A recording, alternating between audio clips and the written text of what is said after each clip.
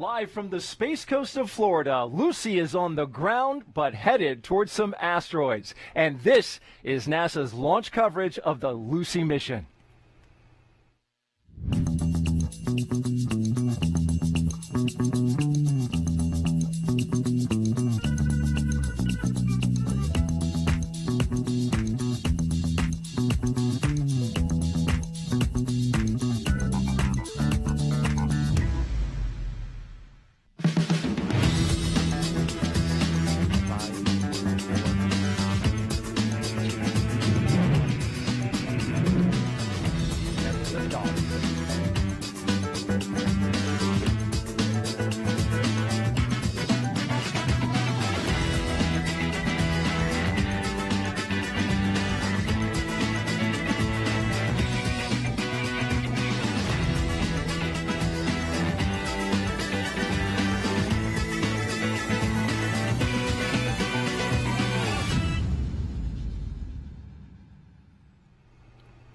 Lucy in the sky with asteroids.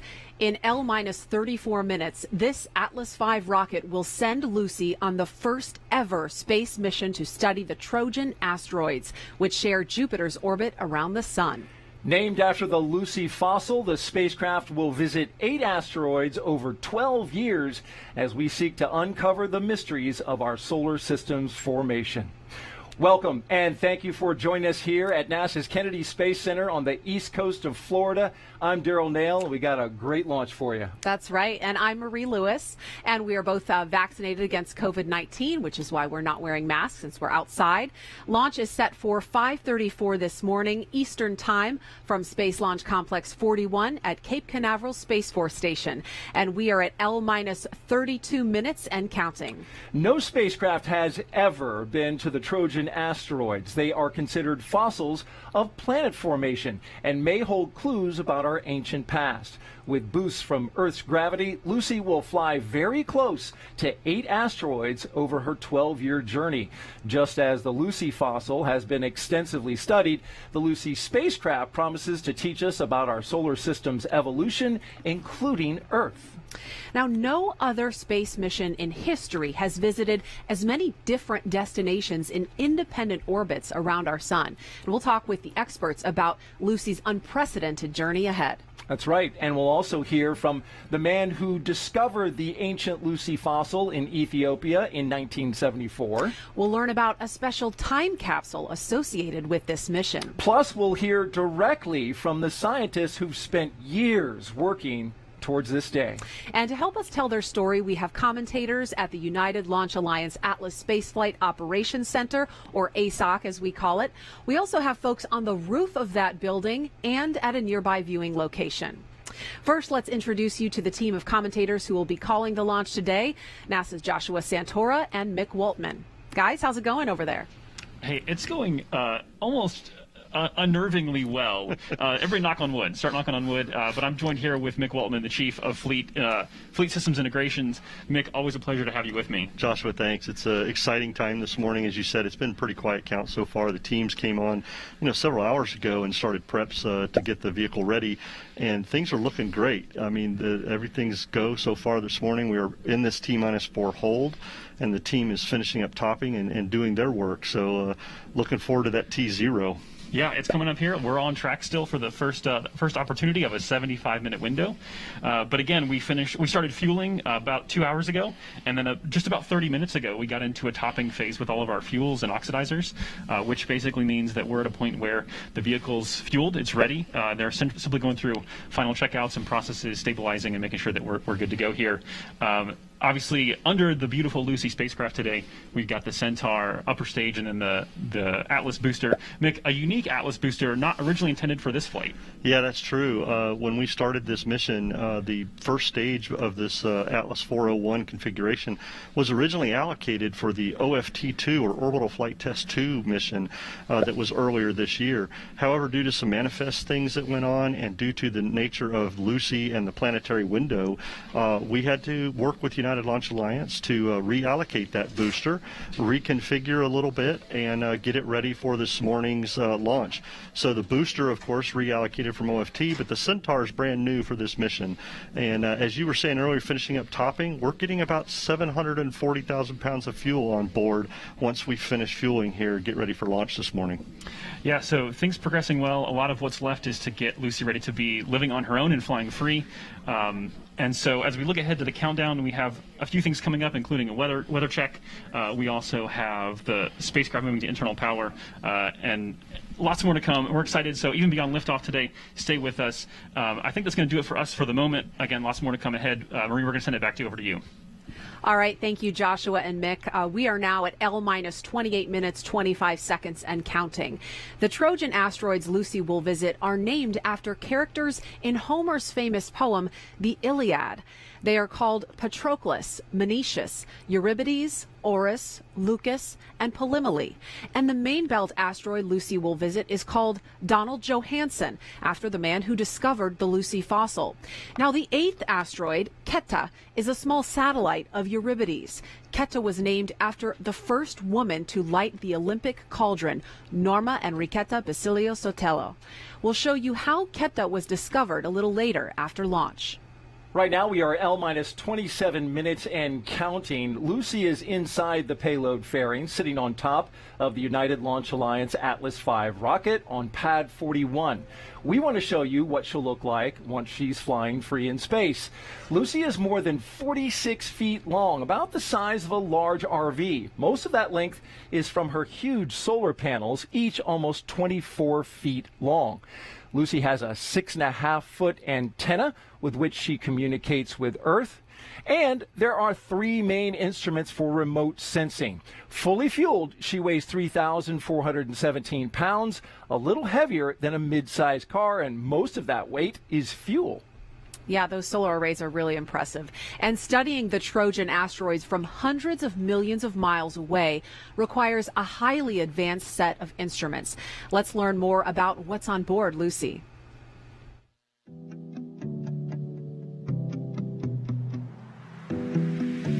The Lucy spacecraft will be taking a journey where no other spacecraft has gone before, the Trojan asteroids. The Trojans are two groups of asteroids that lead and trail Jupiter in its orbit around the Sun, and they've been trapped in these stable locations for over 4 billion years. Lucy will have a suite of scientific instruments for collecting data as it flies by the asteroids. The LORRI is a long-range reconnaissance imager. It's often referred to as Lucy's eagle eyes, since it has the highest spatial resolution of all of Lucy's cameras. This black and white camera is actually a type of telescope, the same kind as the Hubble Space Telescope. The LORRI was built to produce clear images of the Trojans' craters, which will be a challenge since the Trojan asteroids are extremely dark. The LORRI will be able to see 75-yard wide craters from over 600 miles away. That's like standing at one end of a football field and being able to see a fly at the other end. The instrument's simple design does not use optical filters and includes no moving parts, reducing the risk of part failure during the mission. The LORRI will also search the Trojans for evidence of any rings and new satellites.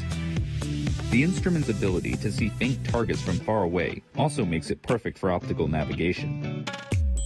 The LORRI will help Lucy navigate to a point in space, and then a terminal tracking camera aboard the spacecraft, known as T2CAM, will help the instruments accurately point towards the targets.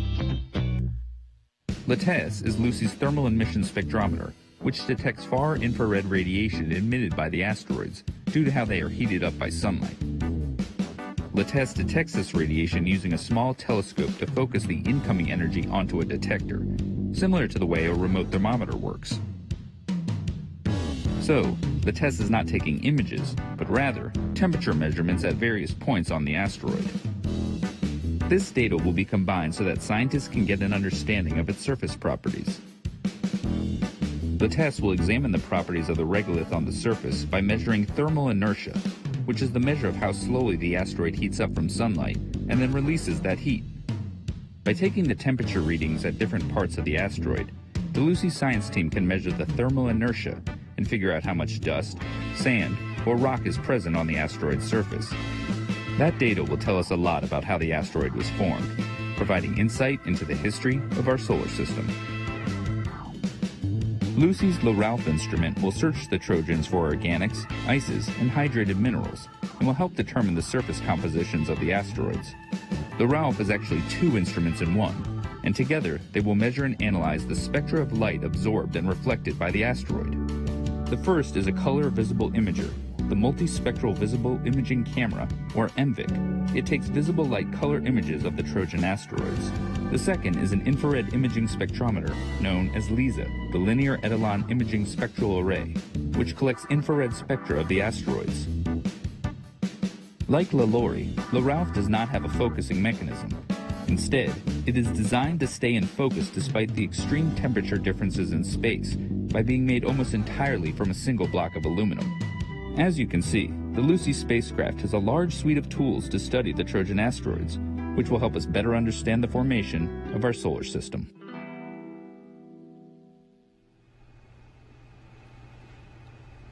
You may have noticed in that video that each of Lucy's instruments has an L added to the beginning of its name. That's meant to designate their attachment to Lucy.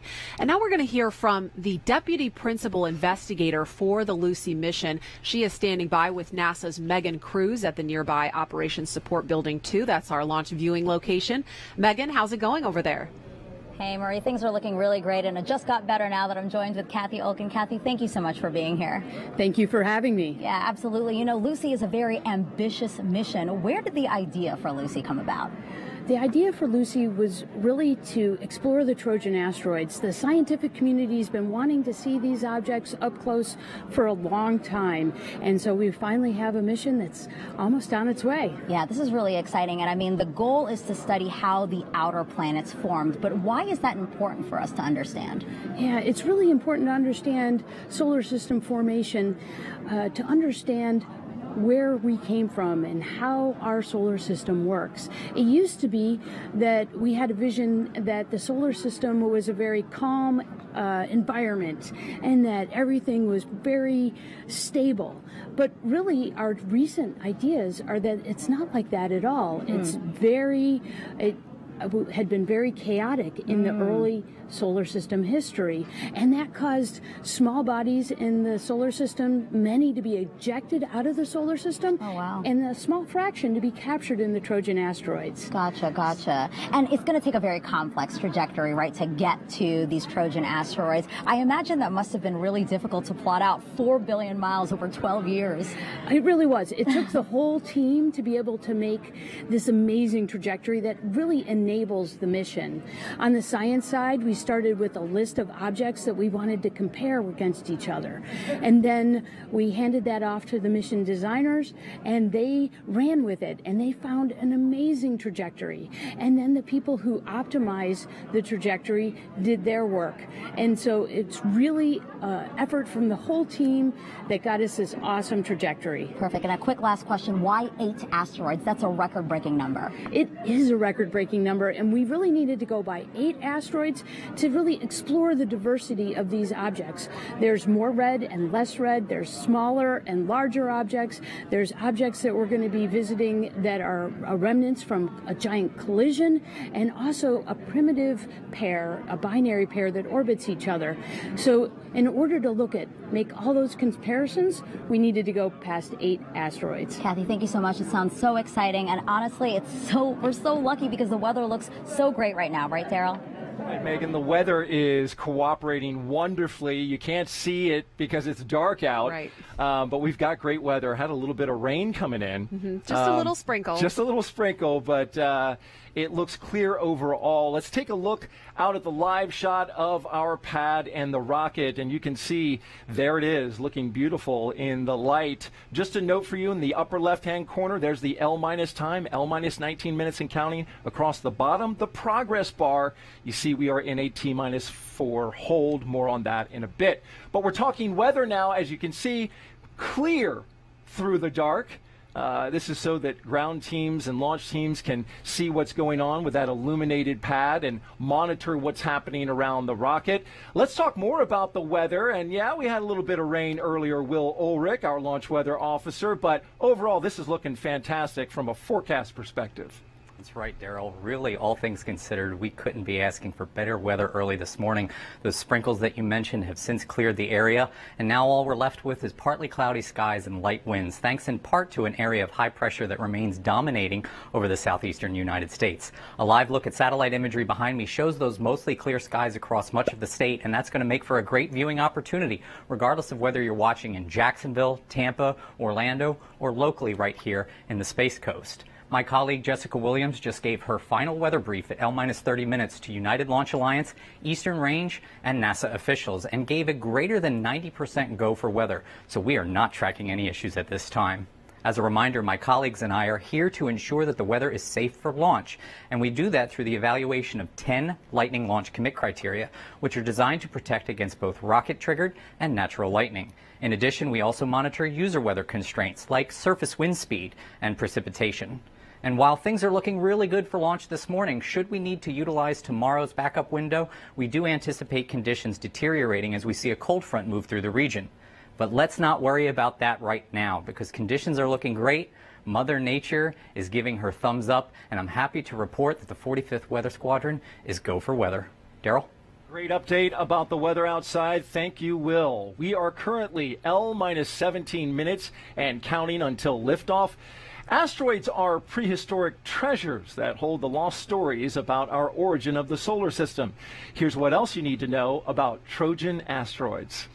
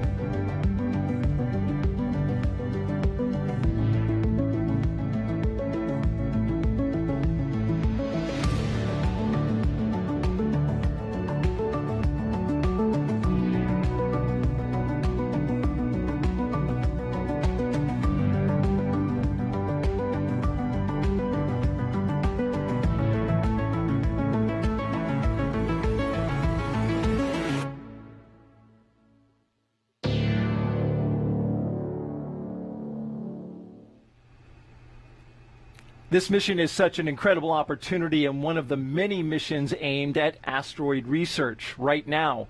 Let's head back out to NASA's Megan Cruz, who is with the head of NASA Science Missions. Megan.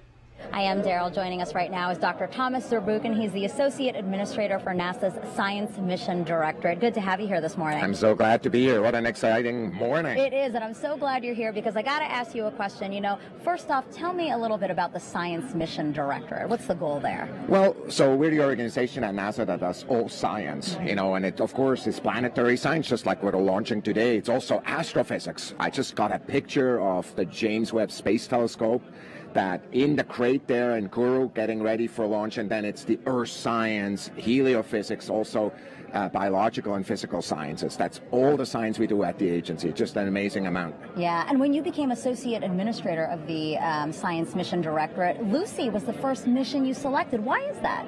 Well, so the timing was there. We had 5 mission candidates, and I have to tell you, it was the first. It's one of these amazing decisions, and of course, many people helped with that. But I looked at this, and this orbit and science was so compelling. I said, we gotta fly this. Yeah, the trajectory is amazing. I mean, the fact that we've been able to figure out how to get to the Trojan asteroids in relatively a short amount of time. What do you think about that? Well, I mean, it's so innovative, right? I mean, we actually, the science community had said, we want to do this, but we want to spend $500 million or $1 billion more than this team proposed. It's like, this is good money. Let's go do this. It's really innovative. Absolutely. And how does Lucy tie into NASA's overall asteroid research that's going on right now? Well, we're really starting a decade of asteroid science, right? We're launching in 23 OSIRIS-REx is bringing back the samples of Bennu down kind of in Utah. We'll come down there. Next year, we're going to be here again and launch Psyche. And just later this year, we're going to launch DART, which is the first collision experiment trying to really deflect a potentially threatening asteroid. So for us, it's many parts. And of course, at the heart of it, Lucy, is just absolutely a mission of discovery. Yeah, we're really doing a lot of amazing things, and I think that you have a lot to do with that. So thank you so much, Dr. Zurbuchen. I really appreciate you being here today. Appreciate it, Megan. Thanks so much. Awesome. Daryl, back to you. All right, thank you, Megan. And we're just seconds away from the NASA Launch Manager poll, so let's get out to Joshua and Mick to pick it up. Guys? Hey, thanks, Daryl. Yes, things, again, proceeding really well. Appreciate the report from Will Ulrich, because the weather is always the other side of the coin, right? We got the launch team in the technical. We got the weather in good shape. As you see there, the rocket venting and having the condensation appear around the rocket as we would typically expect. So everything healthy and on track. Like Daryl just mentioned, we will hear from Omar Baez, the NASA Launch Manager. He'll be polling the NASA team so that he can in turn report out on the ULA Launch Conductor poll that will happen a few minutes later. So that should happen right here at L-13 minutes. Let's listen in for that now.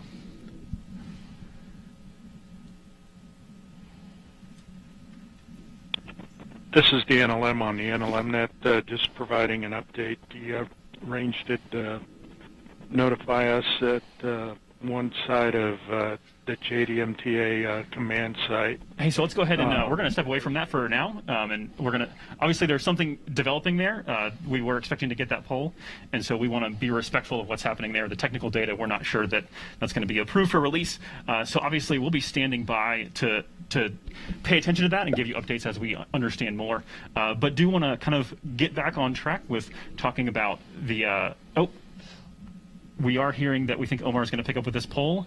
Coming up now. NASA CE, go. SMA? SMA, go. SMD?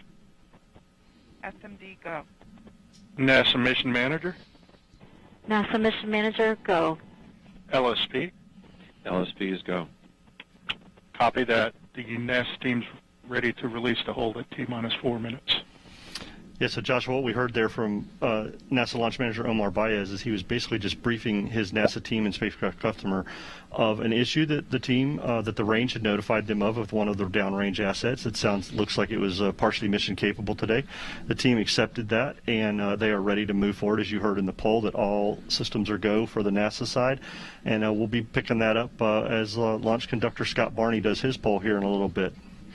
Yeah, always a lot of things in play.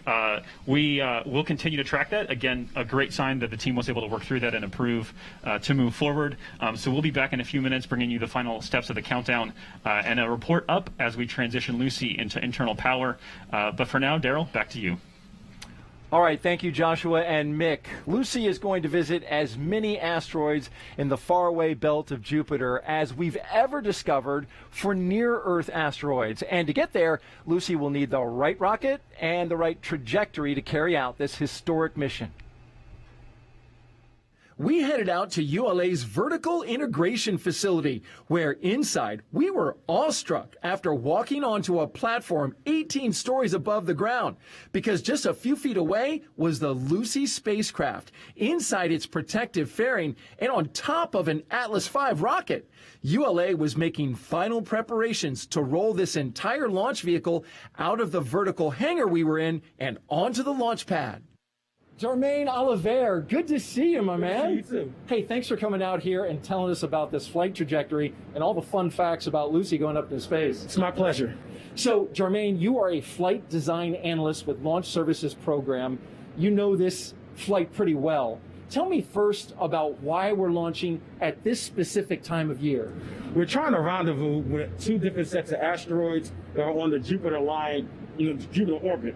So in order to do that, you have to launch at a particular time to line up where the asteroids are going to be at, because if you don't, you'll either get there too early or get there too late. Can you believe how close we're standing here next to the spacecraft? I've never been this close before. This is great. Let me ask you about this fairing. What's its purpose? The fairing purpose is to encapsulate the satellite throughout the time it's going through the atmosphere until it gets into space. So let's talk a little bit about the orbit.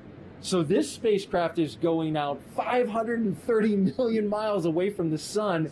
That's far, and it takes a careful orbit to get there. Yes, what happens is you have to use Earth gravity assist to slingshot yourself to each of the different asteroid Trojans. So Lucy weighs about the same weight as a mid-sized vehicle, 3,400 pounds or so. Yeah. So it's pretty heavy.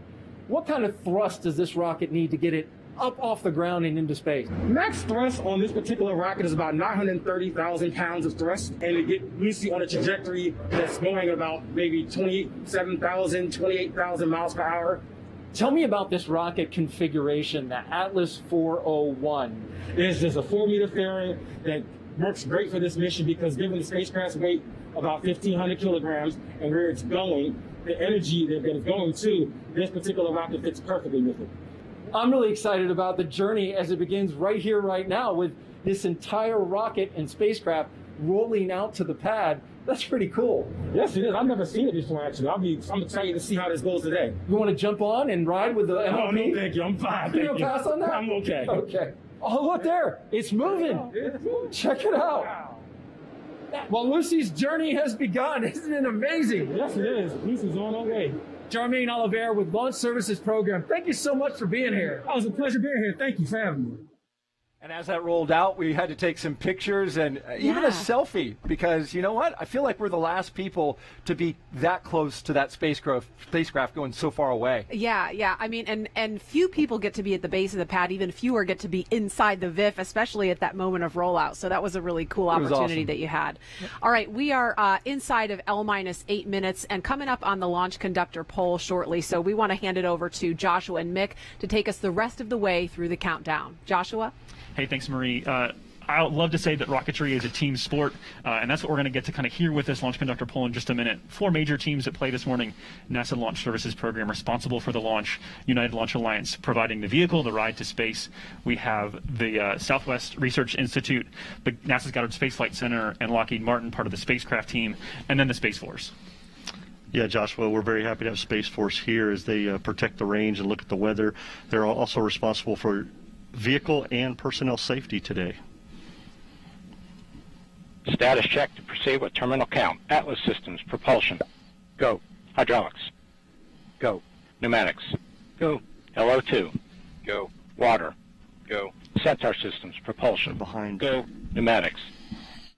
Go. LO2. Go. LH2. Go. HASGAS. Go. Electrical systems, airborne. Go. Ground. Go. Facility. Go. RFFTS. Go.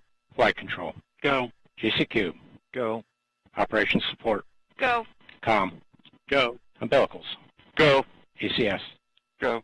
Red line monitor. Go. Quality. Go. Ops safety manager. Go. ULA safety officer. Go. Vehicle system engineer. Go. Anomaly chief. Go. Range coordinator. Clear to proceed. Launch director. You have permission to launch.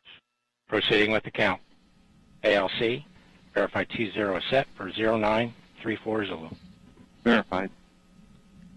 So Joshua, a very successful poll there by launch conductor Scott Barney. As you also heard, we verified that T0 is set for 0934 Zulu time. That's 5:34 local. Very happy to hear everybody green and go, and in particular, our friends at the range there, our Space Force friends, gave a clear for the range today. That's awesome. They're doing their job not only with weather but the safety.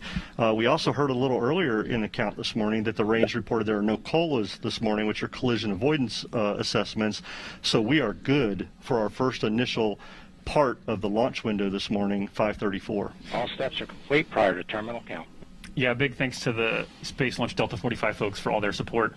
So looking ahead to terminal count, we just heard the call that the spacecraft is configured for flight. That includes being transitioned to internal power.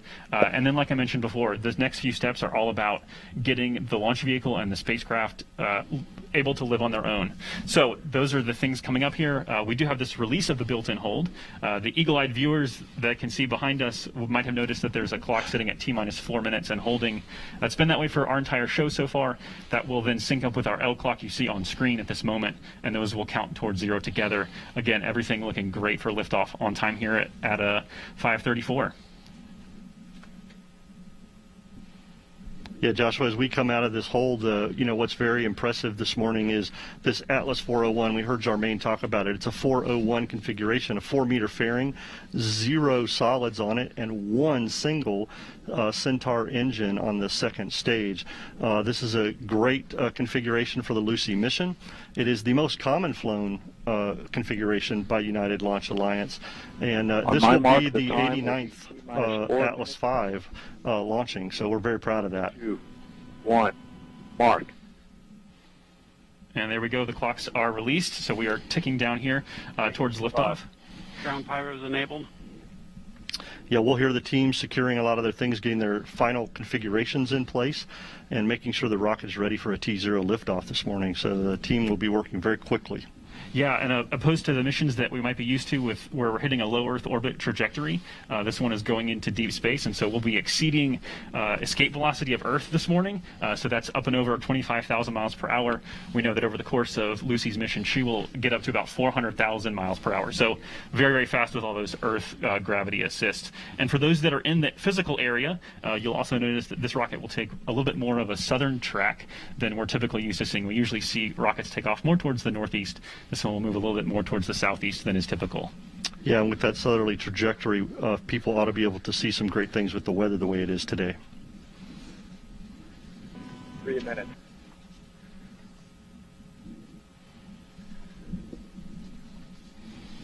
Atlas tanks to flight pressure.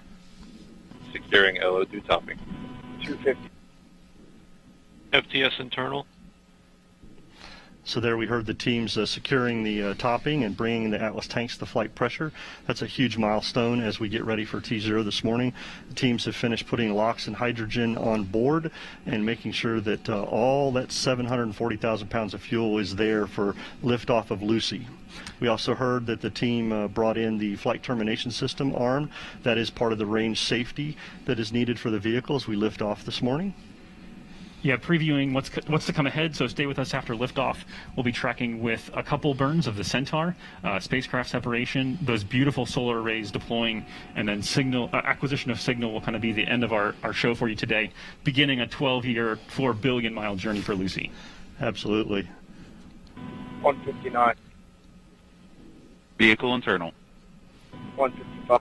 Launch sequencer start. 150. Securing Centaur LH2. Securing Centaur LO2. 140. Launch enabled. 137. FTS armed. 90 seconds to go.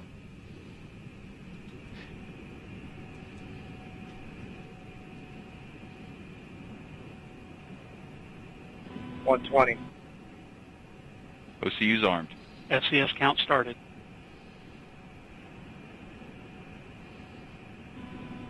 $110. Vent valves locked.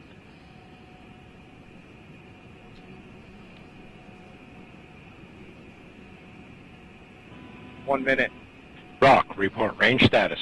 Range green. All right, so stay with us again after liftoff. We'll also have the voice chiming in from Rob Kesselman from ULA. He'll be providing the launch vehicle ascent data.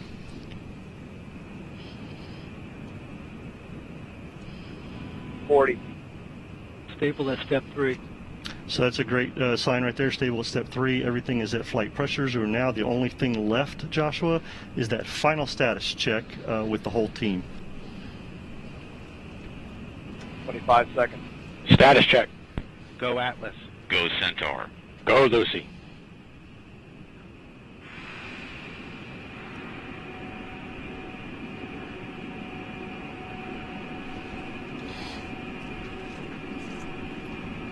Seven, 6, 5, 4, 3, 2, 1, 0. Liftoff. Atlas V takes flight, sending Lucy to uncover the fossils of our solar system. Tower clear.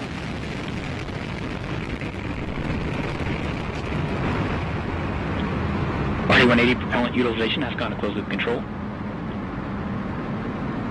The vehicle has begun the pitch yaw roll maneuver.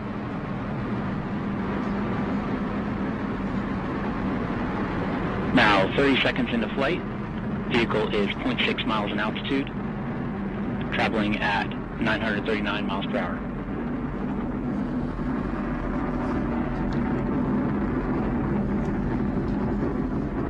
RD-180 performance continues to look good at this time. Engine pump speeds and injector pressures are in family for this thrust level.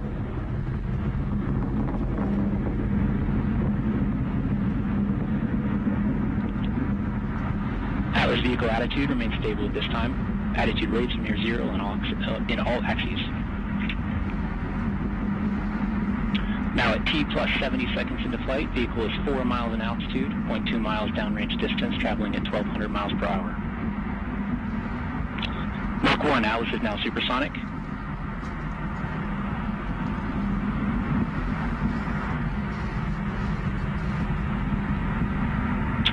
Vehicle is now passing through max Q, maximum dynamic pressure.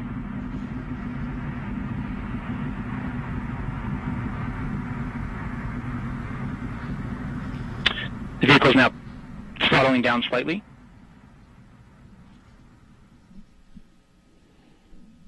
RD-180 engine parameters continue to look nominal after their prior adjustment to the thrust level.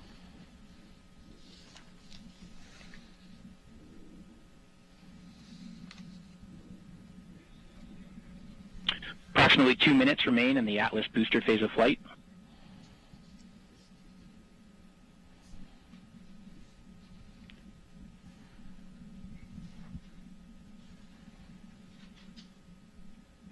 The Atlas V rocket weighs now just 1/2 of what it did at launch, burning propellant at a rate of 2,600 pounds per second.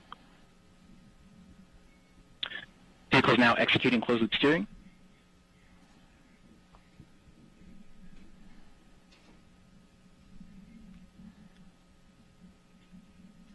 Centaur 5 Centaur reaction control system is now pressurizing the flight levels. So beautiful launch sequence there. We do have another minute and a half or so to go with the booster in operation, getting Lucy. We're now just under 3 minutes into flight. Atlas is 33 miles in altitude, 59 miles downrange distance, traveling at 5,600 miles per hour.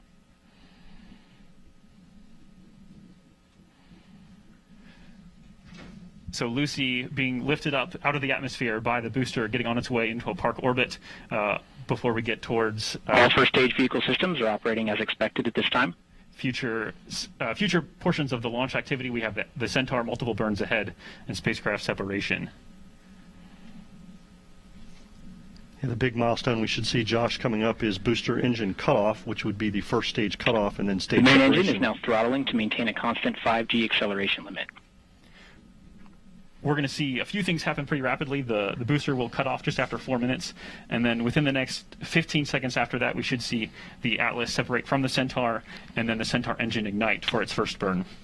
Centaur has begun the boost phase chill-down sequence, and the RD-180 is now throttling to maintain a constant 4.6 G acceleration limit. Boost phase chill-down sequence has completed,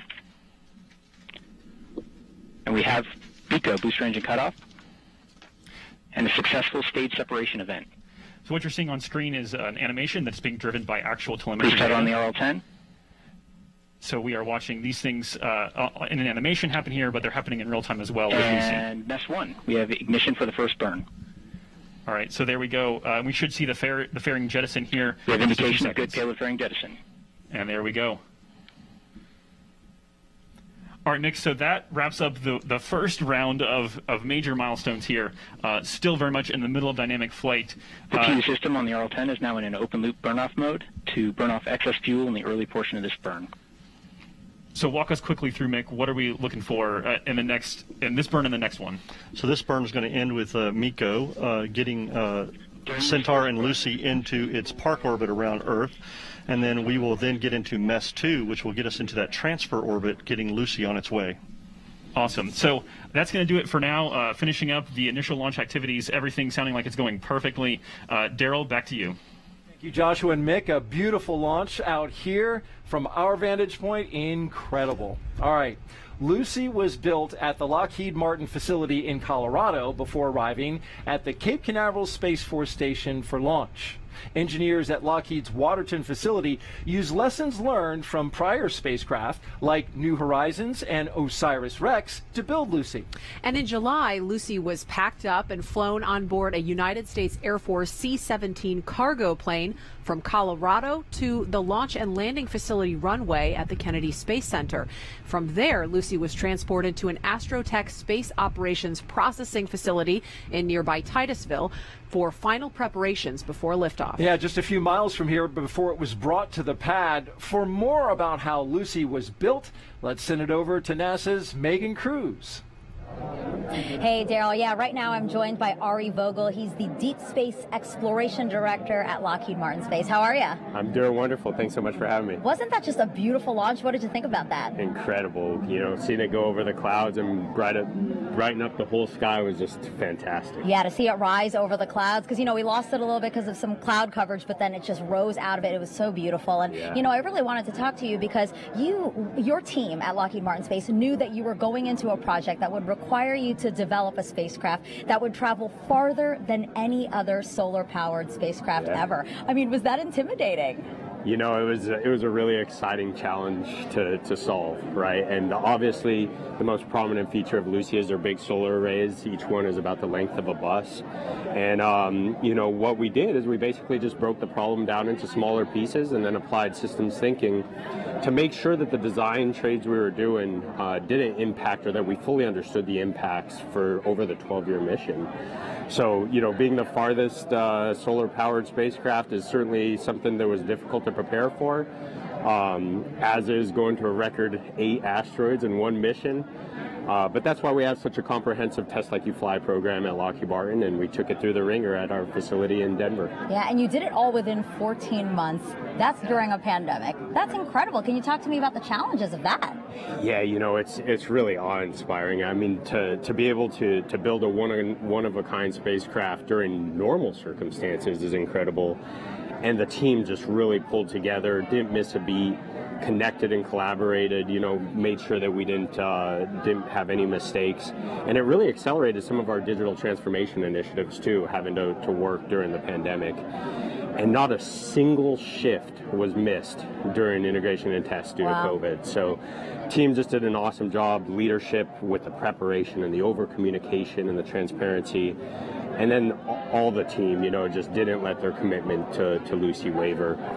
And I think the thing that I'm most proud about actually is that through it all, we still continued all of our STEM events, all our mentoring, our coaching, Lockheed Martin, NASA, Southwest Research Institute, hundreds of thousands of hours into that. So it was really, really a great job. And really quick, you also built the antenna that's on there that's going to help us communicate with Lucy. Can you tell me a little bit about that? Yeah, we did. 6.5 foot wide antenna that we built. Main job is to do the communication between the spacecraft.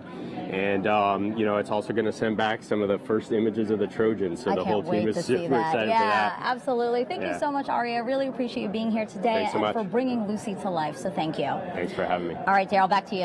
All right, thank you, Megan. And in case you're just joining us, we here at NASA are at the beginning of Lucy's 530-mile journey to the Trojan asteroids beyond the sun, going to the same orbit, Marie, as Jupiter. That's right. It was a beautiful launch here. We could see it light up the water behind us, and we actually had a gator in the water just behind us. Oh, joining us for liftoff. Yeah.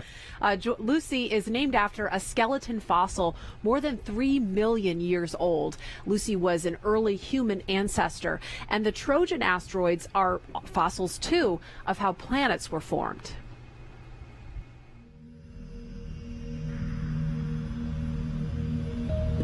Beyond the asteroid belt are fossils of planet formation, known as the Trojan Asteroids. These primitive bodies share Jupiter's orbit in 2 vast swarms, leading and trailing the planet. Now, NASA is preparing to visit 7 asteroids, embarking on a 12-year odyssey that will span Jupiter's orbit. One mission will explore these objects for the first time.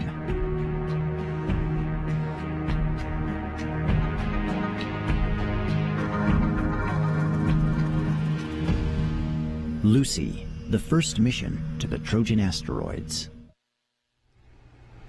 And another special guest that we had watching the launch from the Atlas Spaceflight Operations Center was none other than NASA's Associate Administrator, Bob Cabana. He is standing by with Blair Allen of NASA Edge. Actually, they're telling me that we lost audio with that group, so we will come back to that if we can, but while they try to work out their audio issues. But Daryl, we had a really unmatched view of launch here. It was just spectacular. Yeah, it was incredible because we're sitting, you can't really tell, but this behind us is the Kennedy Basin, right. The turn basin where they brought in, the space shuttle main tank, as well as just recently the core stage for the Artemis rocket, which is in the VAB right now getting stacked. You're looking at the flight of Centaur and Lucy. We are L plus 11 minutes and 26 seconds as we cruise along, and we want to talk a little bit now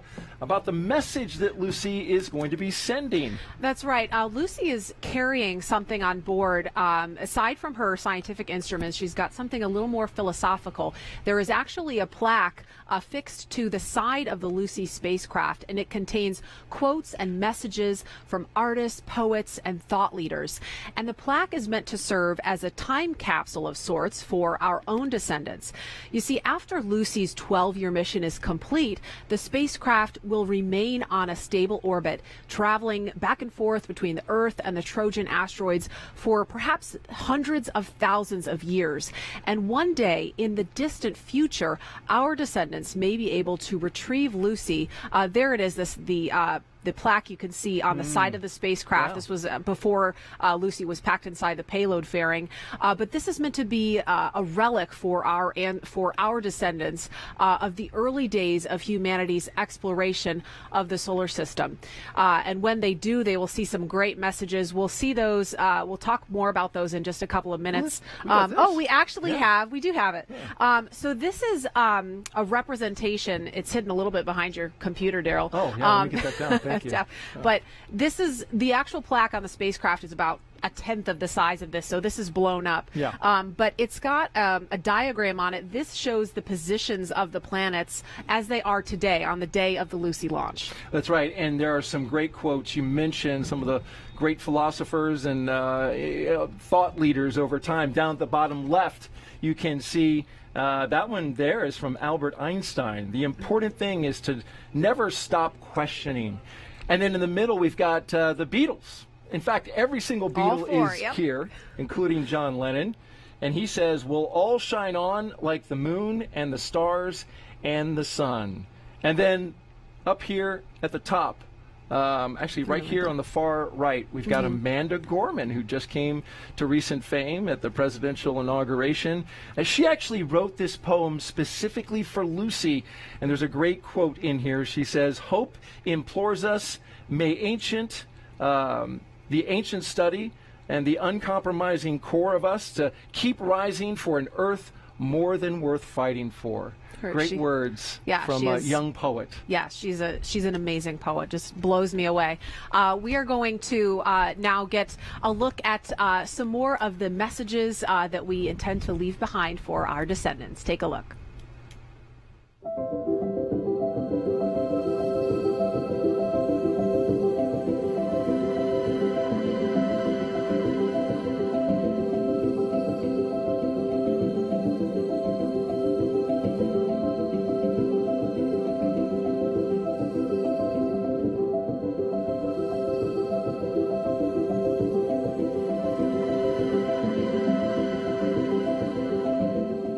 And this is what I want to say to people, to beings, to consciousness who are so far away, I can't even imagine them. To represent our culture accurately, we should include hopelessness, risk-taking, the role of fortune, good or bad. To understand each desire has an edge, to know that we are responsible for the lives we change.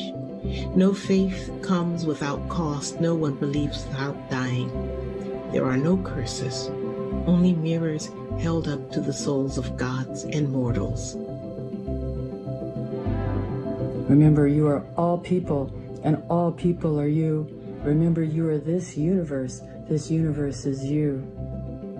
I would just like to say that this wonderful emissary to the Trojan Asteroids is itself a message.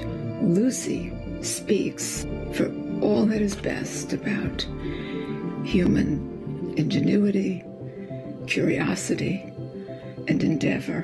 Do you still have birds that wake you up in the morning with their singing, and lovers who gaze at the stars, trying to read in them the fate of their love?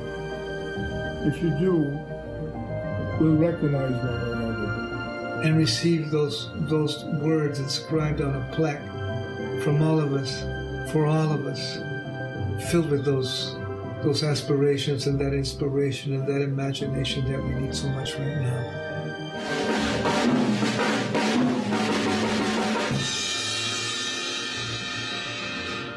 A little noisy, but I'm so excited. Lucy is going back in the sky with diamonds. Johnny will love that. Anyway, if you meet anyone up there, Lucy, give them peace and love from me.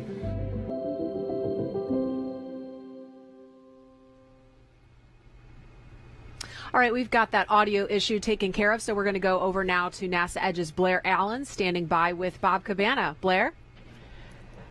Thanks so much, Marie. Yeah, sorry about the technical difficulties. You know, the launch was so impressive, even our gear was affected. But Bob, it's really impressive to see this launch this morning. Tell us, how is it from your perspective? Well, first off, from my perspective, I got my very own NASA Edge microphone. I'm just elated. Now, Blair, you know, anytime you see a rocket ship leave planet Earth, it is an experience. It's a feast for the senses, sight, sound, and feel. It's emotional. And having Lucy on board, I mean, this is the coolest darn mission, going to the Trojan Asteroids, looking back at the beginning of our universe 5 billion years ago, absolutely amazing. And that's kind of what's impressive. I mean, we're talking about this important science mission, but here at Kennedy, we've had 24 launches so far. What's going on? Well, I tell you, first off, I could not be more proud of our NASA team, our contractor civil service team that has persevered through this pandemic, not missing a beat, you know, making all our missions. I mean, we've launched humans to the International Space Station for the first time since the end of the shuttle program during it.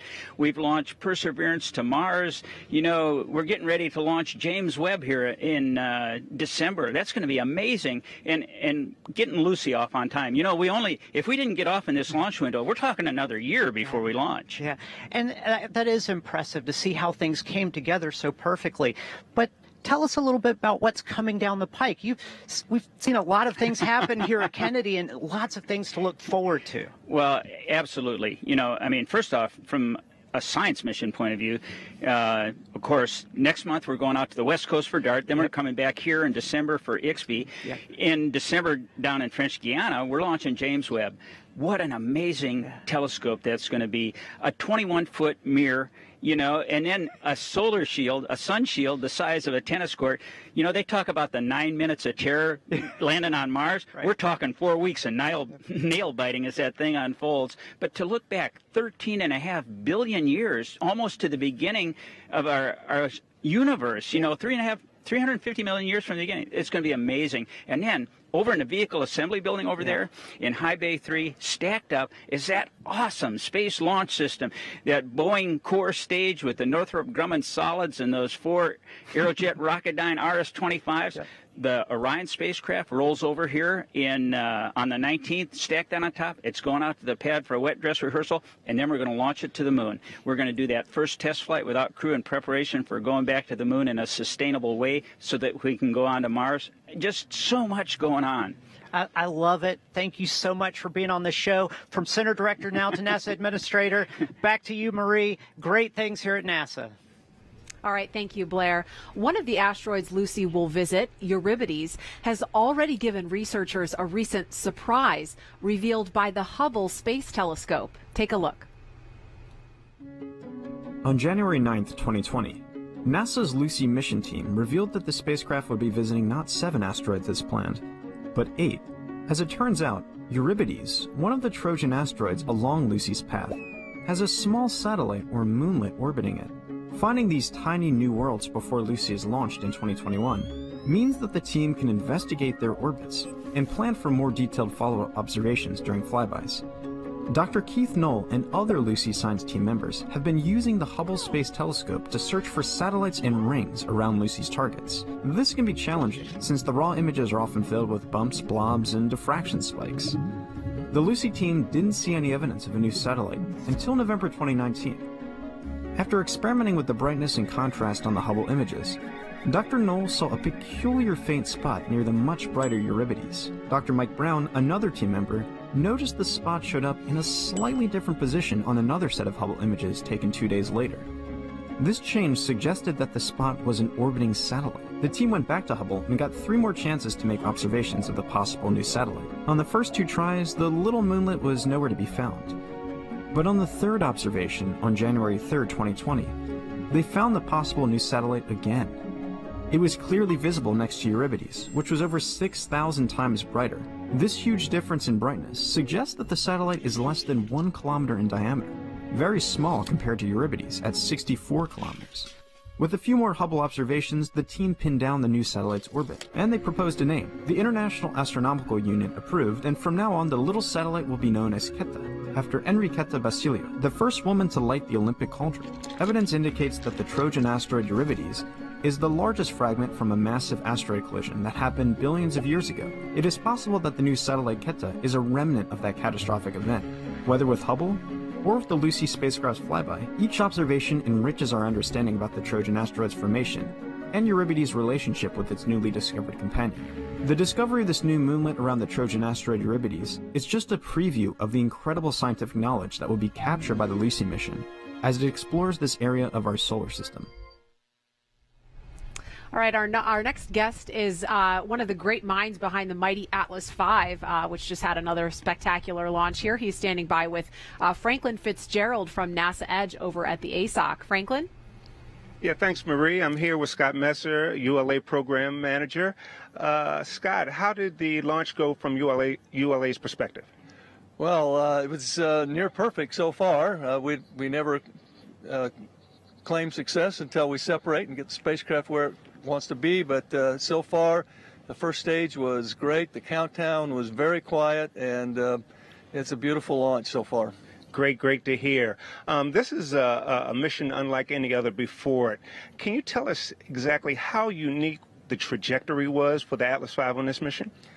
Yeah, so certainly the trajectory for the spacecraft is very unique.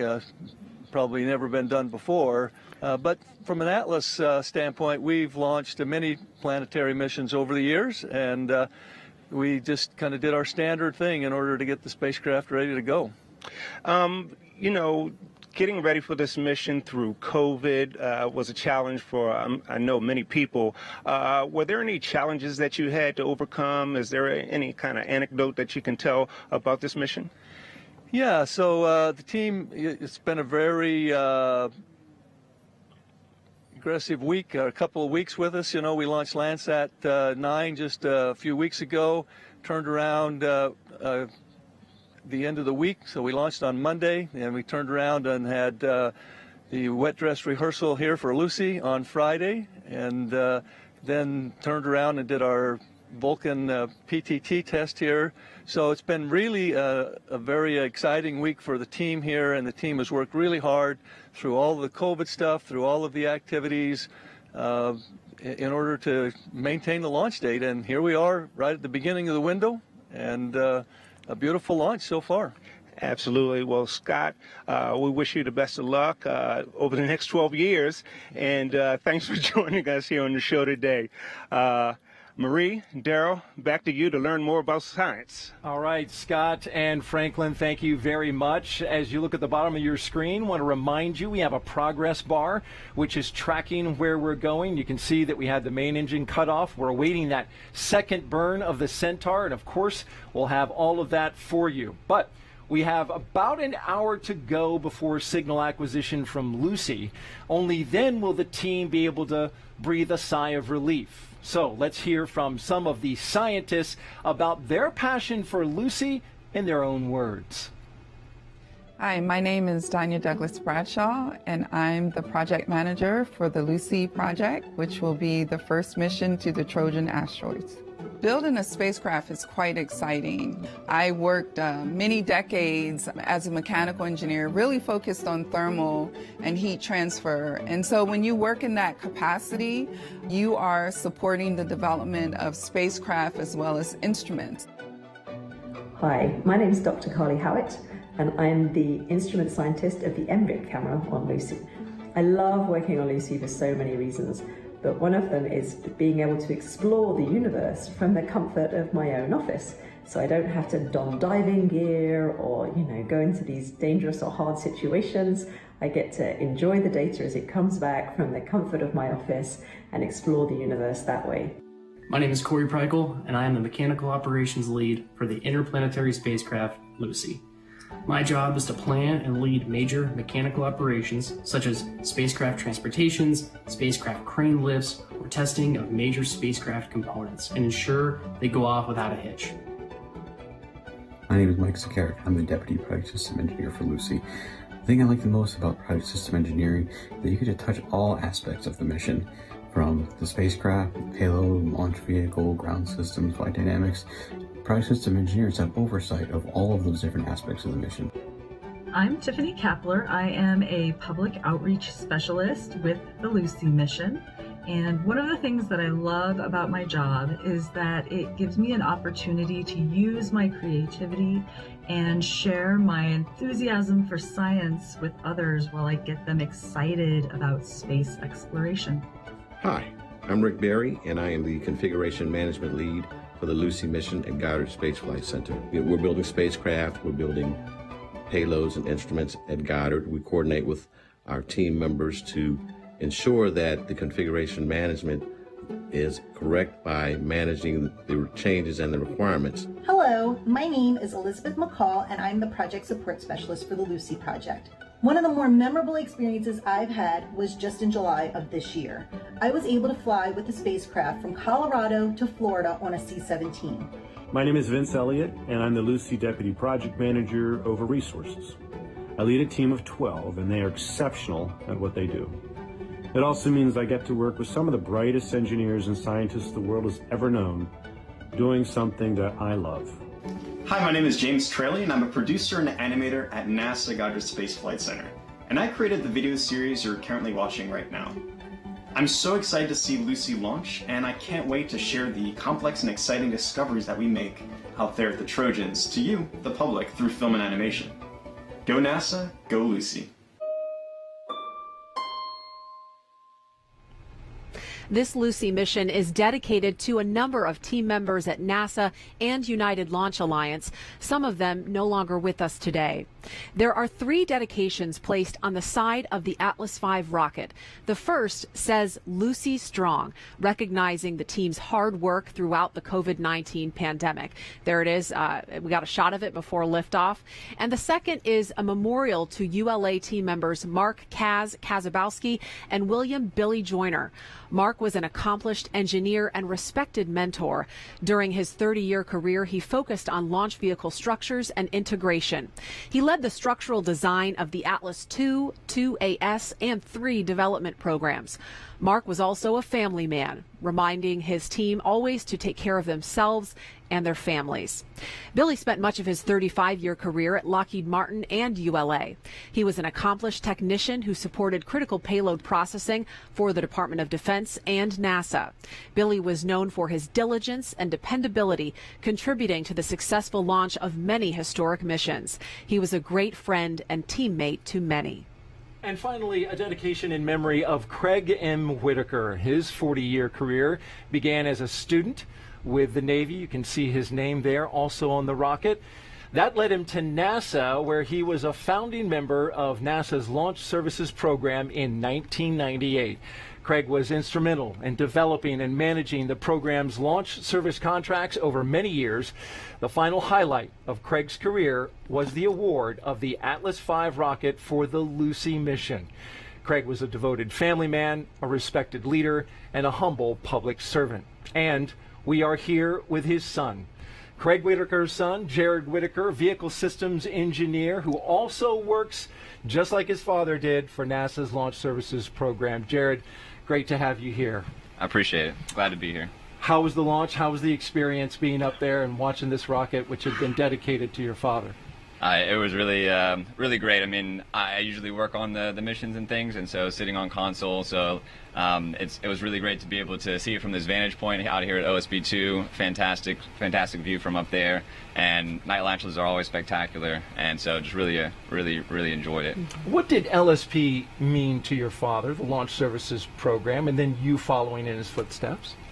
Yeah, so like LSP, I think he really embodied a lot of the things that LSP stands for, like a good family man, as we said, really dedicated to the work, dedicated to his family, and always curious, always learning new about science missions and things like that. Really meant a lot to him. So I think he definitely enjoyed his 20+ years with LSP and all his time with NASA for sure. And Jared, we know your dad was one of the founding members of LSP from its earliest days in the 90s, and now you work for the program yourself. I got to ask, did his influence kind of steer you in that direction?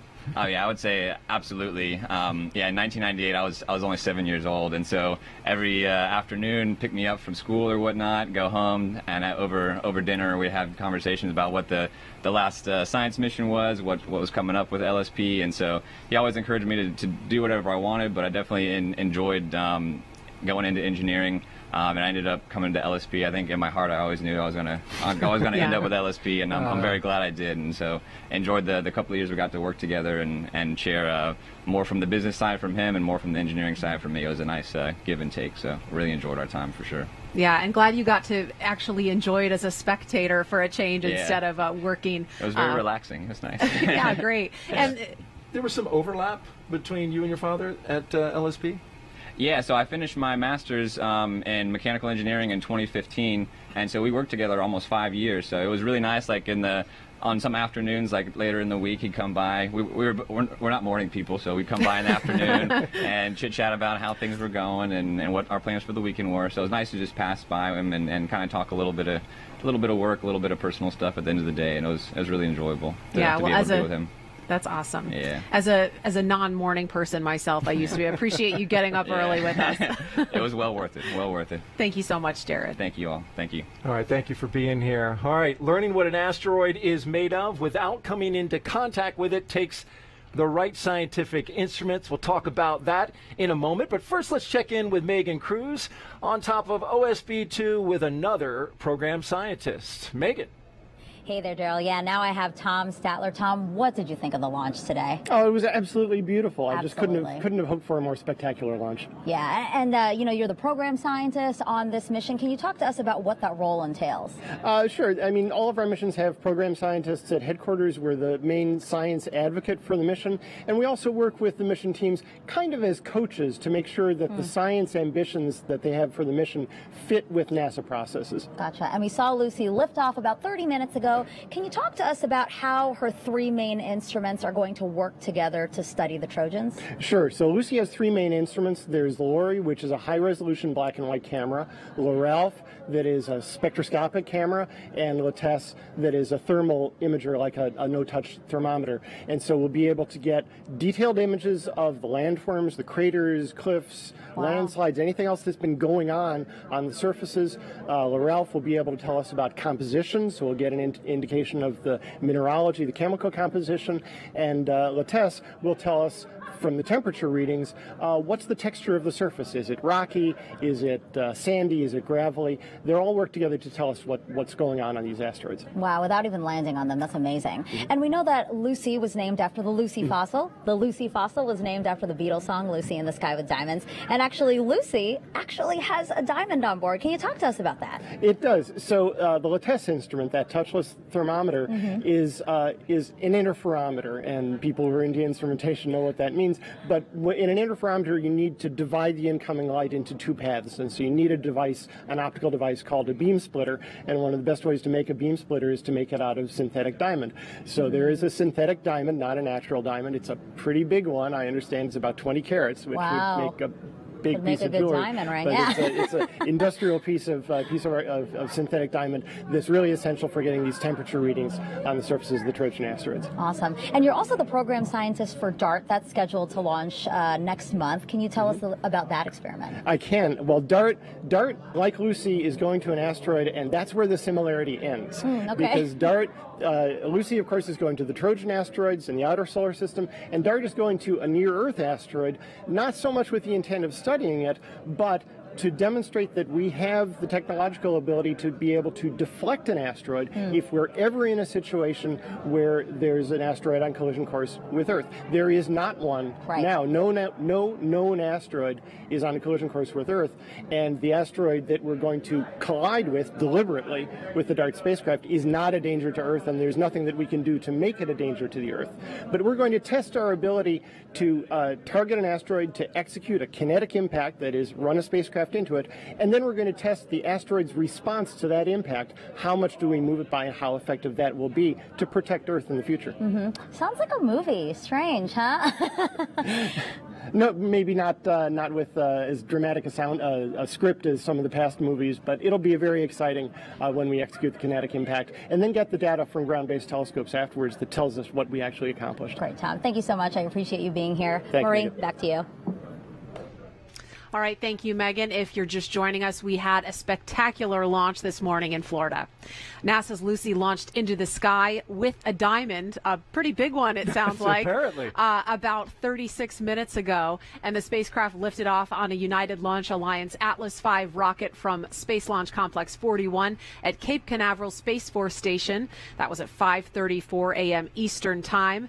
And in just a little bit, we expect to hear confirmation of spacecraft separation. And there's a replay of the launch from this morning. A beautiful shot there as you see the Atlas V launching away from Space Launch Complex 41 here at the Cape Canaveral Space Force Station. It was a beautiful launch, and every launch is always a little different, right? We had some clouds up high, and it went behind them and then popped back out. Yeah. I love that. I love when it illuminates the clouds, because you don't, I mean, it's pitch dark behind us now, and so you don't even know they're there, and the rocket just lights up the entire sky, and it's stunning. It's like a sunrise. Wonderful. All right, the Lucy spacecraft, named after the early human fossil and the famous Beatles song, is just beginning a 12-year mission to uncover the mysteries of our outer solar system. Lucy shows us more. Lucy's long journey to space begins today, but her story actually started years ago. It took a team of scientists and engineers many years to plan where Lucy would go and what she would have to do. Then, Lucy's engineers had to build her out of individual parts and put her together like a puzzle. Lucy had to go through tough physical tests to prove she was mission ready. How are you holding up, Lucy? These are the vibration and acoustic tests to make sure that Lucy won't lose any screws during the shaky launch on a rocket. Lucy wasn't quite ready just yet.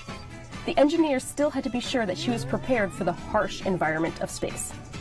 They chilled Lucy to freezing temperatures, then warmed her up to scalding hot temperatures in the thermal vacuum test. Sure, those tests weren't easy, but they prepared Lucy for the long adventure ahead. Have ignition and liftoff.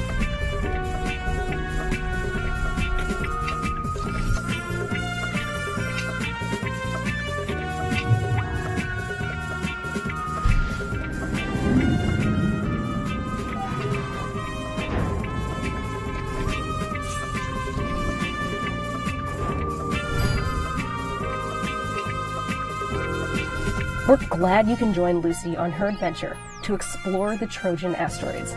Now, let's get the journey started. I'm really starting to love that cartoon Lucy. Yeah. She's great. Really cute. Thank you, Lucy. Let's send it over now to Megan. She is with the paleoanthropologist who discovered the Lucy fossil in 1974. Megan. Yeah, Daryl, what an honor to have Donald Johanson here with me today. Good morning to you. Good morning to you. You know, you have to take me back to that day when you discovered Lucy in Ethiopia back in 1974. Tell me how you found her. Well, it's amazing. It'll be 50 years since that discovery, wow. 2 years from now. I was a young anthropologist. I was searching in the extreme northeast of Ethiopia looking for remains of our human ancestors. I glanced over my shoulder one day. I saw a little piece of bone, recognized it as belonging to a human skeleton, wow. and it led to Lucy. And Lucy has become the benchmark by which all discoveries are judged. That's amazing, just to see over the shoulder. Like, how did you pick this small piece of bone out from all around you? Well, you know, when you're out there, you train your eye. And you know how we always say you find something in the last place you look? Well, that's sort of like what happened. Oh, my gosh. I carry these images in my mind of bones and teeth and so on. And when I saw that piece of elbow, I knew it couldn't be from a baboon, it couldn't be from an antelope, and from all the work I had done in graduate school, I knew that it had to come from a human ancestor. And why did you name her after the Beatles song? Well, I thought it was a female because of the very small size of the bones. And we thought, well, is this a child? No, the third molars were erupted, the wisdom teeth, as we call them today. And that night in camp, in the middle of nowhere, when we were celebrating her discovery, we were listening to a Beatles tape, Sgt. Pepper's Lonely Hearts Club Band, and the song Lucy in the Sky with Diamonds was playing, and someone said, why don't you just call her Lucy? And that was it. You could not go back and call her anything else. No, that I love became that her name. Yeah. And now you just told me that this was your first launch and it gave you goosebumps. That's so wonderful. I mean, how was it to know that there's a spacecraft on there that's named after the fossil you discovered? Well, I will never look at Jupiter the same. Jupiter was always interesting to me as a kid. I had my little telescope. I watched the moons go around Jupiter. And to be out here this morning was absolutely mind-expanding. And it was such a positive experience.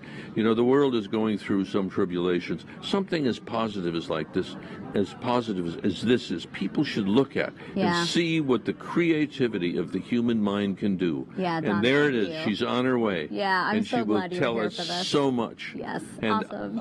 I just had goosebumps. Yeah, perfect. Thank you so much for being here. I appreciate it. Why don't we send it back over to Joshua and Mick for another update on Lucy. Hey, thanks so much, Megan. Unfortunately, we didn't quite fly over Ethiopia. We did fly over part of southern Africa on our way there, and we're in the middle now of the second burn of the Centaur. Mick, talk to us about what the second burn is. So main engine start did occur just a few minutes ago, and this will get Centaur and Lucy into its transfer orbit, leaving the park orbit around Earth, heading into that orbit, to get Lucy on her way to the Trojan Asteroids. So very important burn. This will last about 6 minutes to get her the velocity and everything she needs to go to get on her way to the Trojan Asteroids. There you go. So just under about 4 minutes left in this burn. So going back today, we did kick off at 5:34 on the button and got a report pressures during the burn. From storage bottle pressures look good. From the ULA commentator Rob Kesselman, ULA always expecting excellence, but he reported that the booster performed better than expected. I'm not sure what's better than excellent, but they got it today. Yeah, it just means we had some great performance from the first stage booster in the RD-180, putting Centaur into the proper orbit and that injection that they needed for getting Lucy on her way. And now that we're into main engine start 2, that just means we have a more precise trajectory, and everything's looking good. The spacecraft customer and ULA and Launch Services program are very happy at this point. Yeah, so Lucy, after this burn is completed, we'll then wait a few more minutes before we get into separation from the Centaur. And at that point, Lucy will be set up for her first orbit, her first major orbit of Earth, which will be just under 1 year to complete, and then have the first Earth gravity assist flyby, where Lucy will get close enough to Earth where she'll literally just be, it's like kind of like a slingshot effect, where she will just pick up speed flying past Earth to start getting out towards where the asteroid belt and the Trojan asteroids are. Yeah, first of 3 gravity assist. That's right. So it'll be a big move for her. That's right. And so kind of, again, thinking about the complexity of this, it's a little bit shocking to think about. The first asteroid won't be explored, won't be passed by for another 4 years. And then beyond that, there's another gravity assist later on down the road after a few Trojan asteroids being explored. Yeah, 12-year mission. Very excited about this. We just started this morning, right? And the team did a great job, developing this trajectory and making sure that we could get out to those Lagrange points that needed where those asteroids are. Is it Lagrange or Lagrange? It's because Lagrange. I think depending upon what part of America or the part of the world you're from, it could be a different pronunciation there. Daryl reminds me all the time it's Lagrange, but if you're from the South, it's probably something else. I don't know. But Lagrange points, where the Trojan asteroids are in L4 and L5, and that's a very important. I mean, this team did an excellent job in this trajectory design, and Centaur is on target to deliver Lucy on that path. Yeah, so the Lagrange points, a little explanation there. So for every pair of planetary bodies that are interacting, that are kind of engaged, there are 5 Lagrange points, and those 5 Lagrange points are in very consistent places. And what that means is that a lot of people have this notion that if you're in low Earth orbit, the space station, for instance, that you are in zero gravity. This is actually a misconception. You're in what we call microgravity. Yes. And so as you're in orbit, you're essentially falling around the Earth. And so gravity is still about 98% of what it is right here now. And so when you're at a Lagrange point, there's actually a balance of gravitational forces where you're able to essentially sit there in what really is a zero gravity. That's probably a more appropriate place to describe zero gravity. Again, you mentioned Lagrange points 4 and 5. That's where these 2 groups of Trojan asteroids hang out. And these are actually nowhere near Jupiter. So they're Jupiter's. Sorry, we're getting calls here. Good performance here on the Centaur still, as they're about to wrap up this this second burn, again, preparing for spacecraft separation. MECO 2.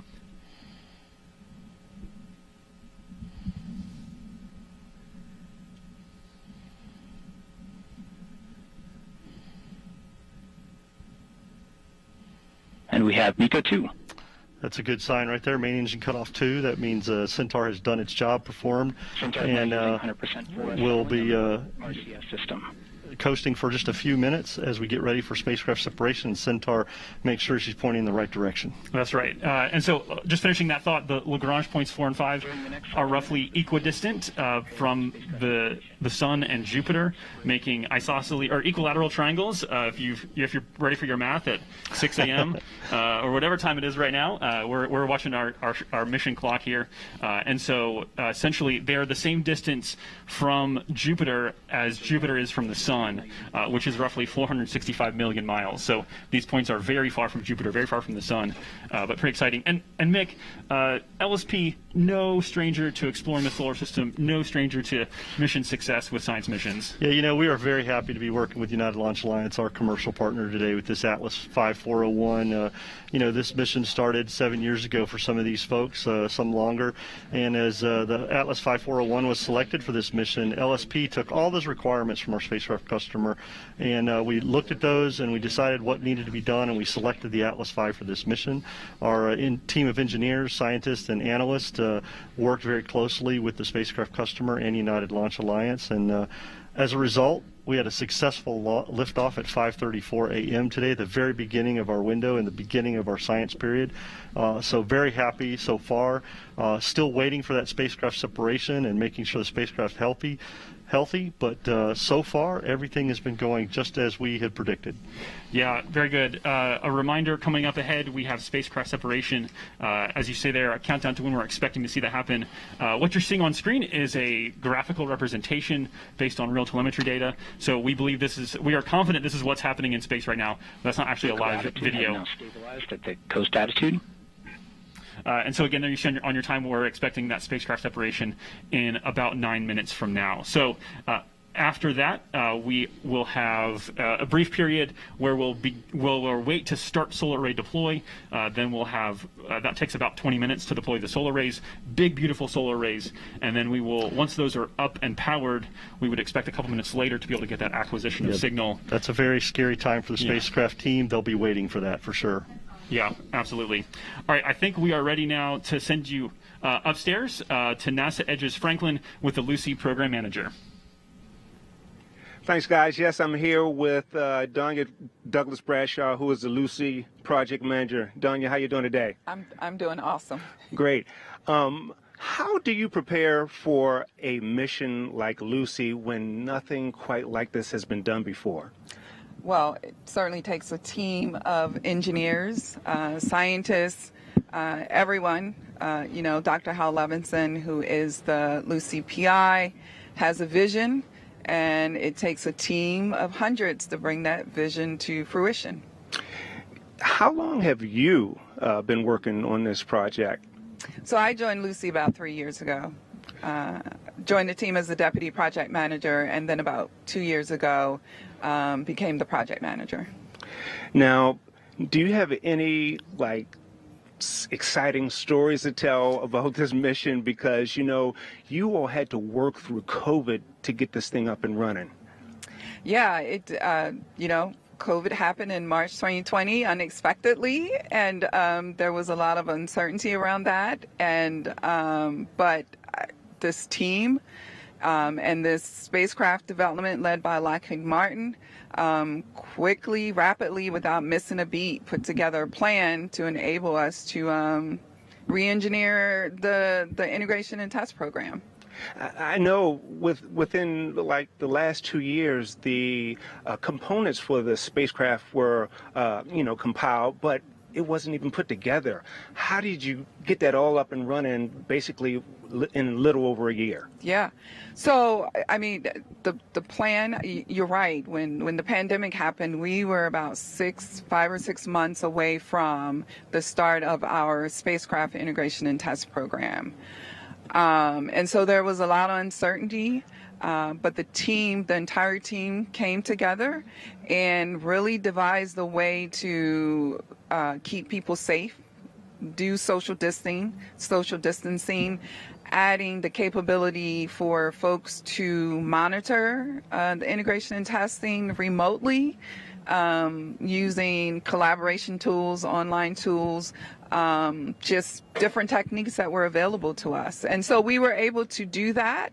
Certainly there were some inefficiencies, but we were able to compress our schedule so that we could stick to this launch date. Great. Donya, thanks for joining us this morning, and continued success. Thank you very much. All right, Daryl, back to you. All right, Franklin and Donya, thank you so much. Earlier you heard a little bit about the Lagrange points. I got a primer from Mick and Joshua, and so now let's revisit that. Lagrange points are two gravitationally protected zones that are around the orbit of Jupiter. Here's Principal Investigator Hal Levison and Lucy to help explain. The Trojan asteroids are found in Lagrange points, which are these special places that lead or follow a planet in its orbit by 60 degrees. And it's sort of where the gravitational force of the planet and the gravitational force of the sun all cancel out. So if you put an object there, it will stay there for a long period of time, basically forever. So when we see objects there, these are objects that we know were in place a very long time ago. So if you just take a random asteroid and just put it in the outer solar system, the gravitational force of the four giant planets will just clear them out in a very short period of time. So they'll basically be gone. So the only places, it turns out, in the outer solar system where you can find stable regions are these Lagrange points. Lucy in particular is going to go after the Jupiter Trojans. We're trying to see a type of object that represents and constrains the formation of the outer planets. And you need to go to these Lagrange points in order to see that kind of object. One of the really groovy aspects of our mission is its trajectory, because we're visiting a record number of objects like these Trojans. And we do that with this very complicated dance, particularly in the beginning, where we are using the Earth actually as a gravitational slingshot. So Lucy will start off in an orbit very similar to the Earth, and then gravitational encounters with the Earth will actually pump it up so it gets out to the Lagrange points near Jupiter's orbit. So if you're going to understand how planets like the Earth formed, you have to understand how the bigger planets, which sort of dominated the whole process, came to be. And that's what Lucy is going to do. Well, that was Hal on tape. Let's join Hal live now, who is with Blair from NASA Edge. Guys, take it away. Thanks so much, Daryl. Hal, obviously an incredible launch. You've been very involved and very important to the Lucy mission, but tell us about the experience of being on console and seeing the launch this morning. It was one of the most exciting experiences of my life. It was truly awesome in the old-fashioned meaning of that word, right? Well, I mean, you've carried this mission for so long, so seeing this happen, what a great moment, not just for you, but for the whole team. Well, it's been a team effort, there's no doubt. Tanya talked a lot about how it took a really village to build this spacecraft, right? And under some very difficult conditions. So, sorry. No, it's an emotional moment. I mean, this is a big deal. It is, and yes. it's been the last 24 hours has just been a roller coaster of excitement and build up, and everything was a success. Tell us a little bit about your history with Lucy. How did it all start for you? Oh, we started this project back in 2014. I think the first email that I have that had the word Lucy in the subject was in March of that year. And we've been working and competing against other missions since then. It's been a haul. And, you know, the amazing thing about doing something like this is that it was all paper and PowerPoint until about a year and a half ago. And then the folks at Lockheed took these concepts and built a spacecraft. And you know what's amazing, too, is you had a very interesting window. You really needed to launch today, or you'd have to wait a long time before you could try again. Well, we have a spectacular trajectory. I think you've been talking about that all day. We're going past an amazing collection of objects. And we have one chance really to do this. The planets are literally aligning in order to make this trajectory happen. So we either launch today, or a year from now we do an EGA, an Earth Gravity Assist. We could launch directly at that time too. So we have two chances, and luckily we got it off and it's going. And you were able to you were on console, but you came up and actually saw the launch personally. I was not going to miss that, right? It's like witnessing a birth of a child, right? You just really had to see it. And now you watch the child being raised. That's right. Right. I mean, the analogy of pregnancy and then a birth and then raising a child is really good for what we've been going through here. Great metaphor. Thanks so much, Hal. We really are excited for you and the Lucy mission. Back to you guys. Go Lucy. Hey, yeah, go Lucy indeed. We are standing by. For double check. In just 30 seconds, we are continuing to hear those calls that we are on track. Back on at 20%. So obviously a big moment, especially for the ULA team. This would be the end of their task. Sensor is now spinning up in anticipation of spacecraft separation. 15 seconds. Huge moment here for all the teams, actually. Successful launch. 5 This seconds. is what it's all about. Spacecraft set. We have indication of successful separation of the Lucy spacecraft. So we're hearing some clapping here in the MDC here at the ASOC, Joshua, and that is a huge moment for all of the teams. We still have quite a bit to go.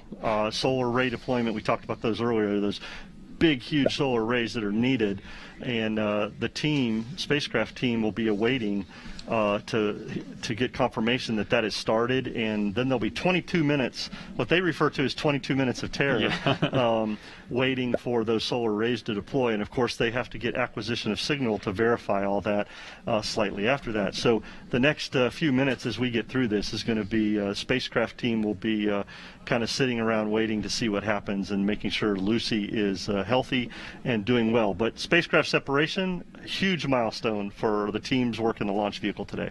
Yeah, I mean, Mick, even here, I got some goosebumps. Like, it's chills in that moment of just like, you can feel the energy of the people around you, just like so excited. And obviously, that applause is very genuine. This is a serious moment, but it's also like a really joyous moment. And you'll see the ULA team, obviously, this is the end of their major task for today. But NASA Launch Manager and the NASA LSP team, they will continue to stay with this because for you guys, getting the spacecraft healthy is the mission. It's not just the launch. It's making sure that they get on their way successfully. That's correct. We want to deliver mission success, as Dr. Z talked about earlier in the show, right? One of the things we want here at NASA is mission success, and that's all the way through making sure our spacecraft customer knows what's going on with their spacecraft and everything is well. So we'll be standing around waiting for solar array deployment. That'll begin here about 4 minutes after the, about an hour and 4 minutes after launch, about 6 minutes from now. And we'll go from there. Yeah, so again, it's going to be a process that will start at roughly L plus 104.30, and then from there, we will wait about 22 minutes is the expected time to complete solar array deploy. Those 24-foot diameter, beautiful solar arrays, taking up most of the size, the physical length of the spacecraft, and then we won't actually get confirmation of that for a couple more minutes because those are designed to power the spacecraft all the way through its mission, and so there will be a couple minutes where the communication is being established between the spacecraft and the ground. Not a simple process. We'll talk that in a few more minutes. Once we get closer to that acquisition of signal moment milestone, we'll kind of talk through how we're doing interaction. I think, and then I know there's a chance we could potentially pick up the actual live video. It wouldn't be live at the moment, the actual video from spacecraft separation. If we do catch that, we'll bring you that. ULA recorded that on board, and as they get closer to their download point, they'll be able to download that. I don't know if we'll get that right away or not, but it was recorded, and eventually that will be shared with the spacecraft customer.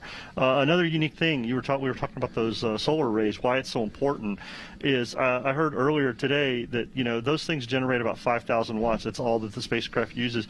Man, that's not even enough to run a microwave here, right? So that just shows you how efficient the spacecraft is. Yeah, very good. Getting a few views there from around the country. We had one from ULA headquarters in Colorado, that there in Hangar AE with some spacecraft folks. But for now, Daryl, we're going to send it back to you.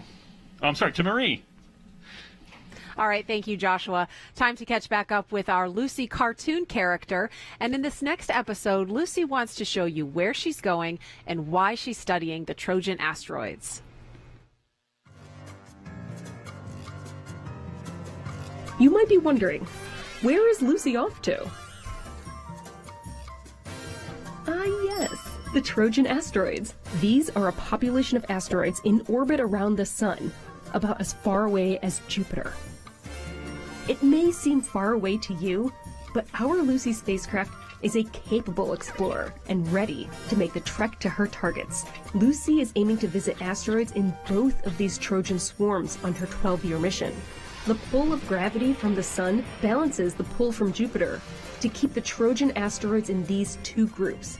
Due to the gravitational balancing act, these asteroids have been in these orbits for billions of years. It's still quite the challenge to explore these targets. However, our intrepid explorer is ready for her mission. Aren't you, Lucy? Of course. You'll be the first spacecraft to visit these asteroids. I can't help but wonder, though, why choose these asteroids in particular? I see. The scientific evidence says the Trojan asteroids are leftover material from the formation of the planets. Right. These asteroids hold vital clues to understanding the history of our solar system. It's just like a treasure hunt. What you discover could teach us about the history of the solar system and how the planets, including Earth, came to be the way they are. I won't hold you up any longer. Safe travels on your journey. Be sure to write home and tell us all about it.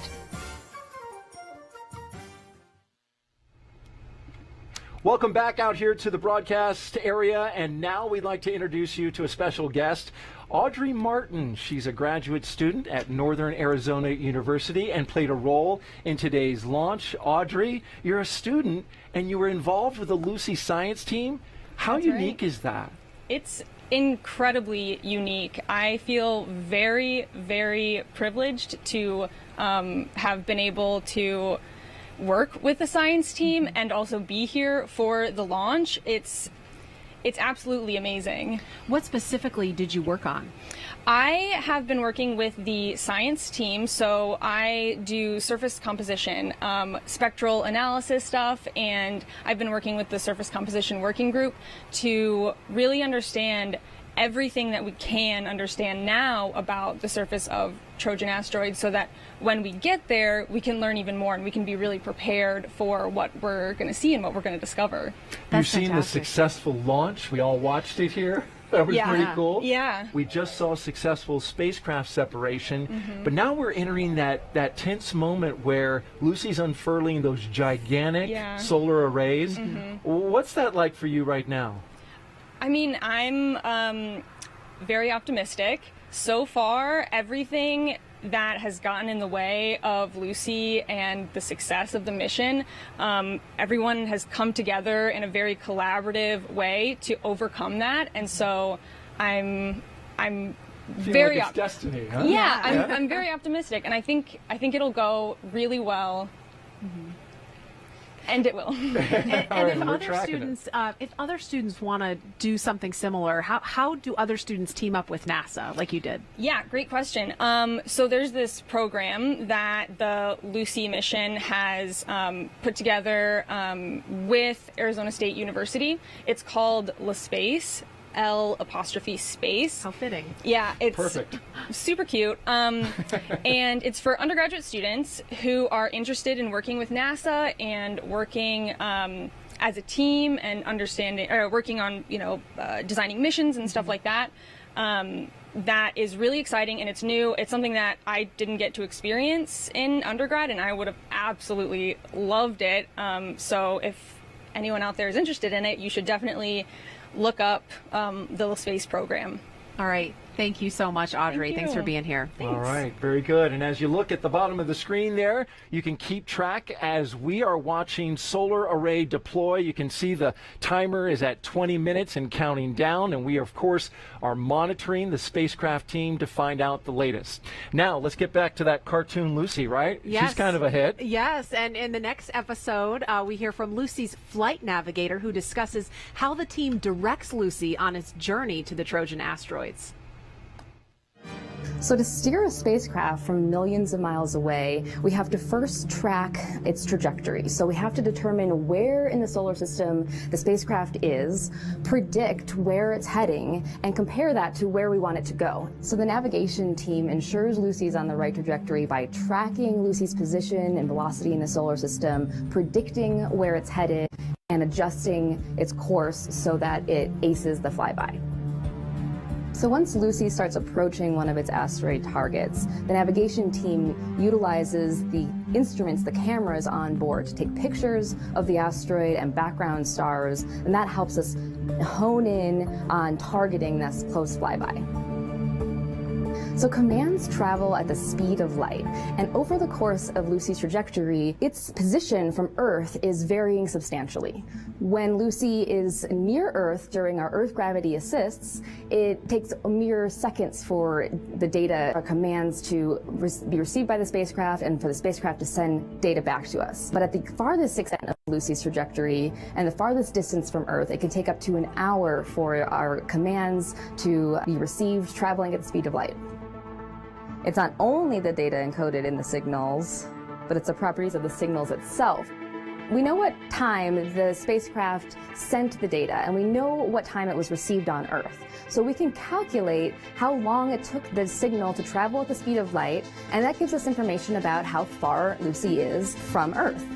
And then we also can get velocity information because the spacecraft is moving away from the Earth as it's sending those signals, and so there's a change in the frequency of the radio signal, and that gives us information about velocity. So like all NASA missions, Lucy is designed to be robust to anomalies or surprises. But in the event that something unexpected happens, there's either a contingency plan on the shelf or a group of relevant mission experts are brought in to come up with the best solution to solve the problem.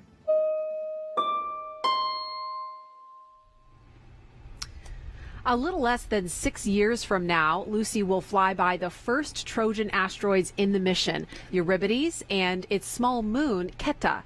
This next episode of the Lucy cartoon series shows us an illustration. There it is, Lucy. Your first Trojan asteroids. Euripides with its small moon, Keta. Earth to Lucy! Remember, you need to take a lot of images of Euripides and Keta in not a lot of time before you're zooming off to your next target. Make sure you get all those images for us.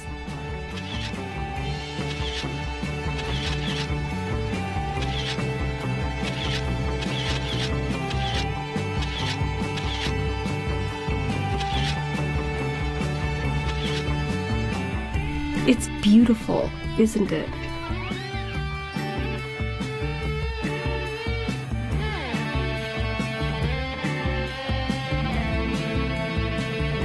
And we're past.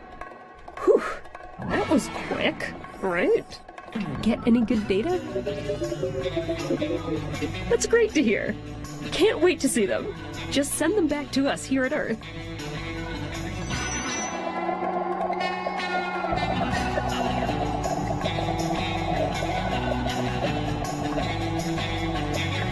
We have so much to learn from what you've already sent back to us, and you're just getting started out there.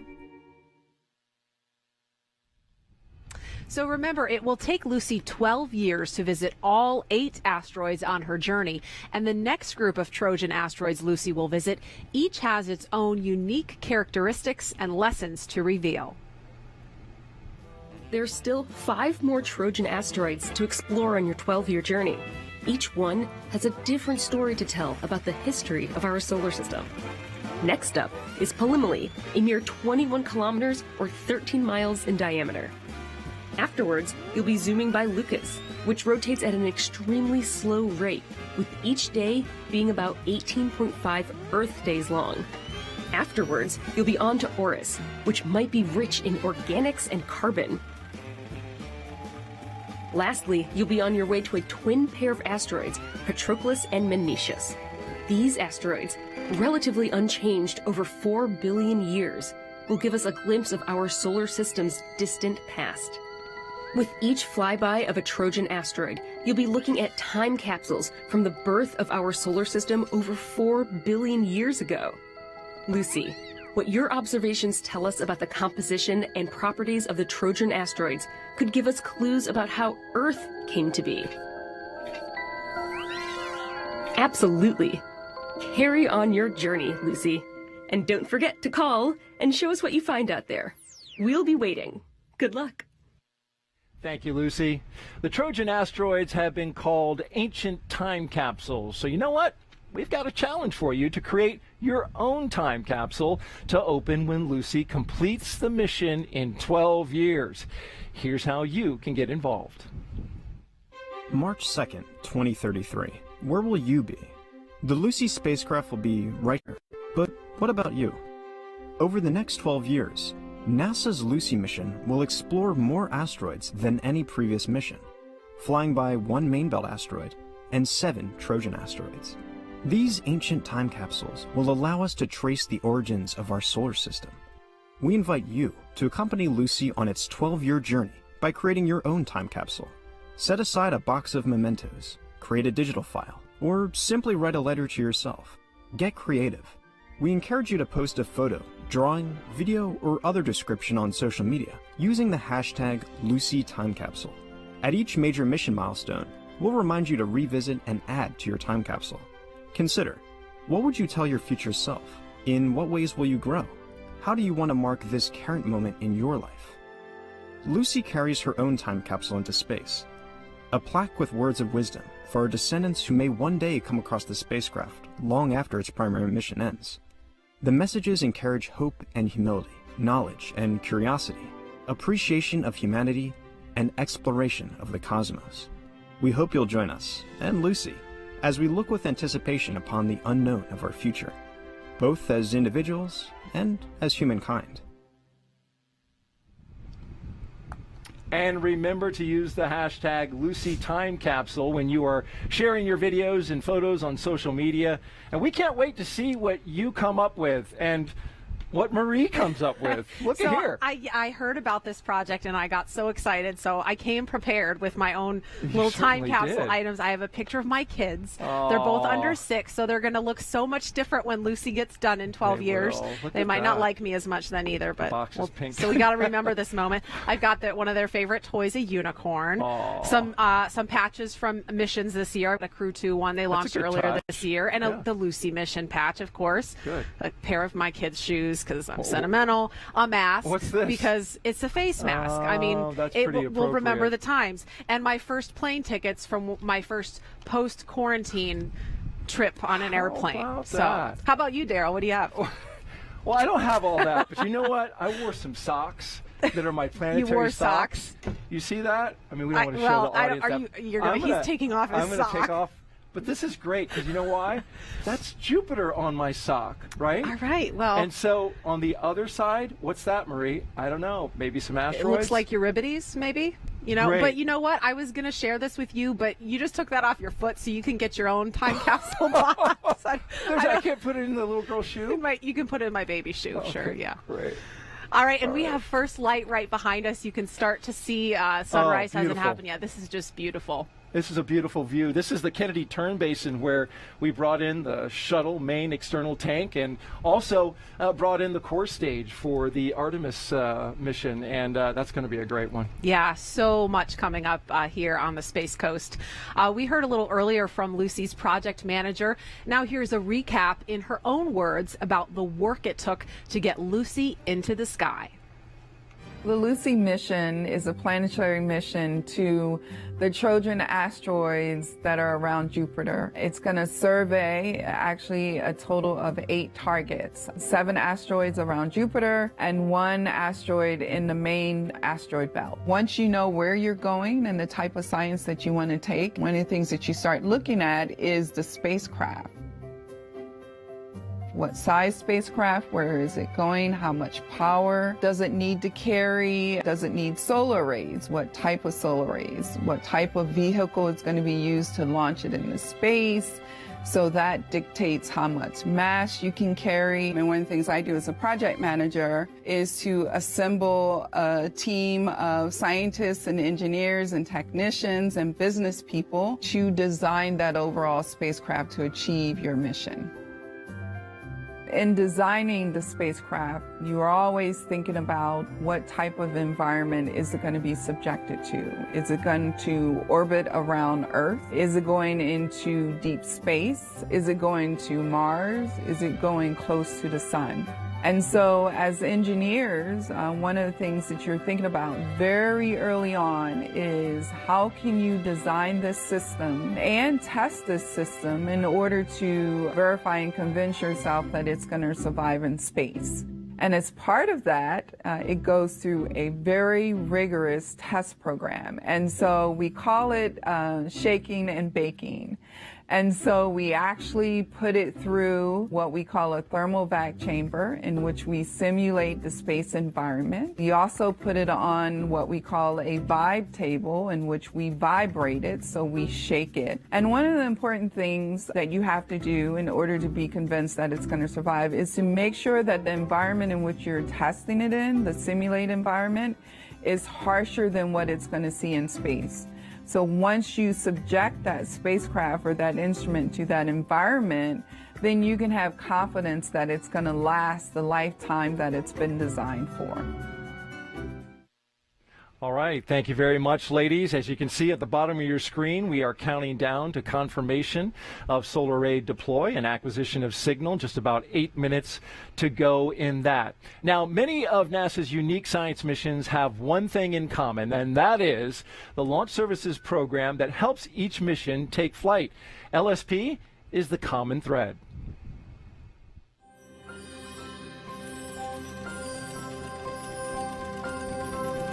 Since the dawn of humanity, we have looked to the stars and dreamed of bridging the gap between the Earth and the cosmos. In the 20th century, NASA turned that dream into a reality by launching humanity into a bold era of scientific discovery. As pioneers of space travel, our best and brightest designed and built everything from the ground up, from launch pads to rockets, all of which were government-owned and operated. As NASA's science and robotics evolved, we encouraged a competitive launch market to develop, ushering in a new way to explore and discover through commercial spaceflight. Spacecraft customers from around the world, all with the same desire, reached out to find an expert at NASA for support. Thus, NASA's Launch Services Program was born. Our mission is to centralize NASA's launch services and address state-of-the-art customer needs when placing their spacecraft in orbit around the Earth, the Sun, or destinations deeper into the solar system. The LSP family is made up of a diverse tapestry of government and contractor engineers, analysts, operation experts, and business advisors, all united by a common goal: to get your spacecraft off the ground on time, on budget, and successfully to its final destination, wherever that may be. We match scientific and robotic spacecraft with the appropriate rocket and certify rocket performance and reliability. We support full-service missions, advisory services, and one-of-a-kind contracts. The Launch Services Program is the common thread that bridges the spacecraft organization to the rocket designer, and the spacecraft to the rocket. We provide long-term technical leadership and expertise from pre-mission planning to system verification and validation, all the way through launch. Whatever the vision or requirements, our team will be there, guiding our customers every step of the way on their journey through space. We are the common thread that connects the science world to the physical world by putting the necessary instruments in place. The thread that weaves NASA's industry-leading knowledge and support into the fabric of the commercial space market.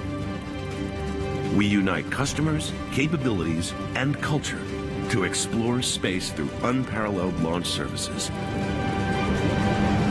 NASA's Launch Services Program. We are Earth's bridge to space. All right, we are now at launch plus 1 hour, 21 minutes, and just under 5 minutes away from what we hope will be acquisition of signal. We're still inside that 22 minutes of terror when we don't know that yet. That's why I say we hope.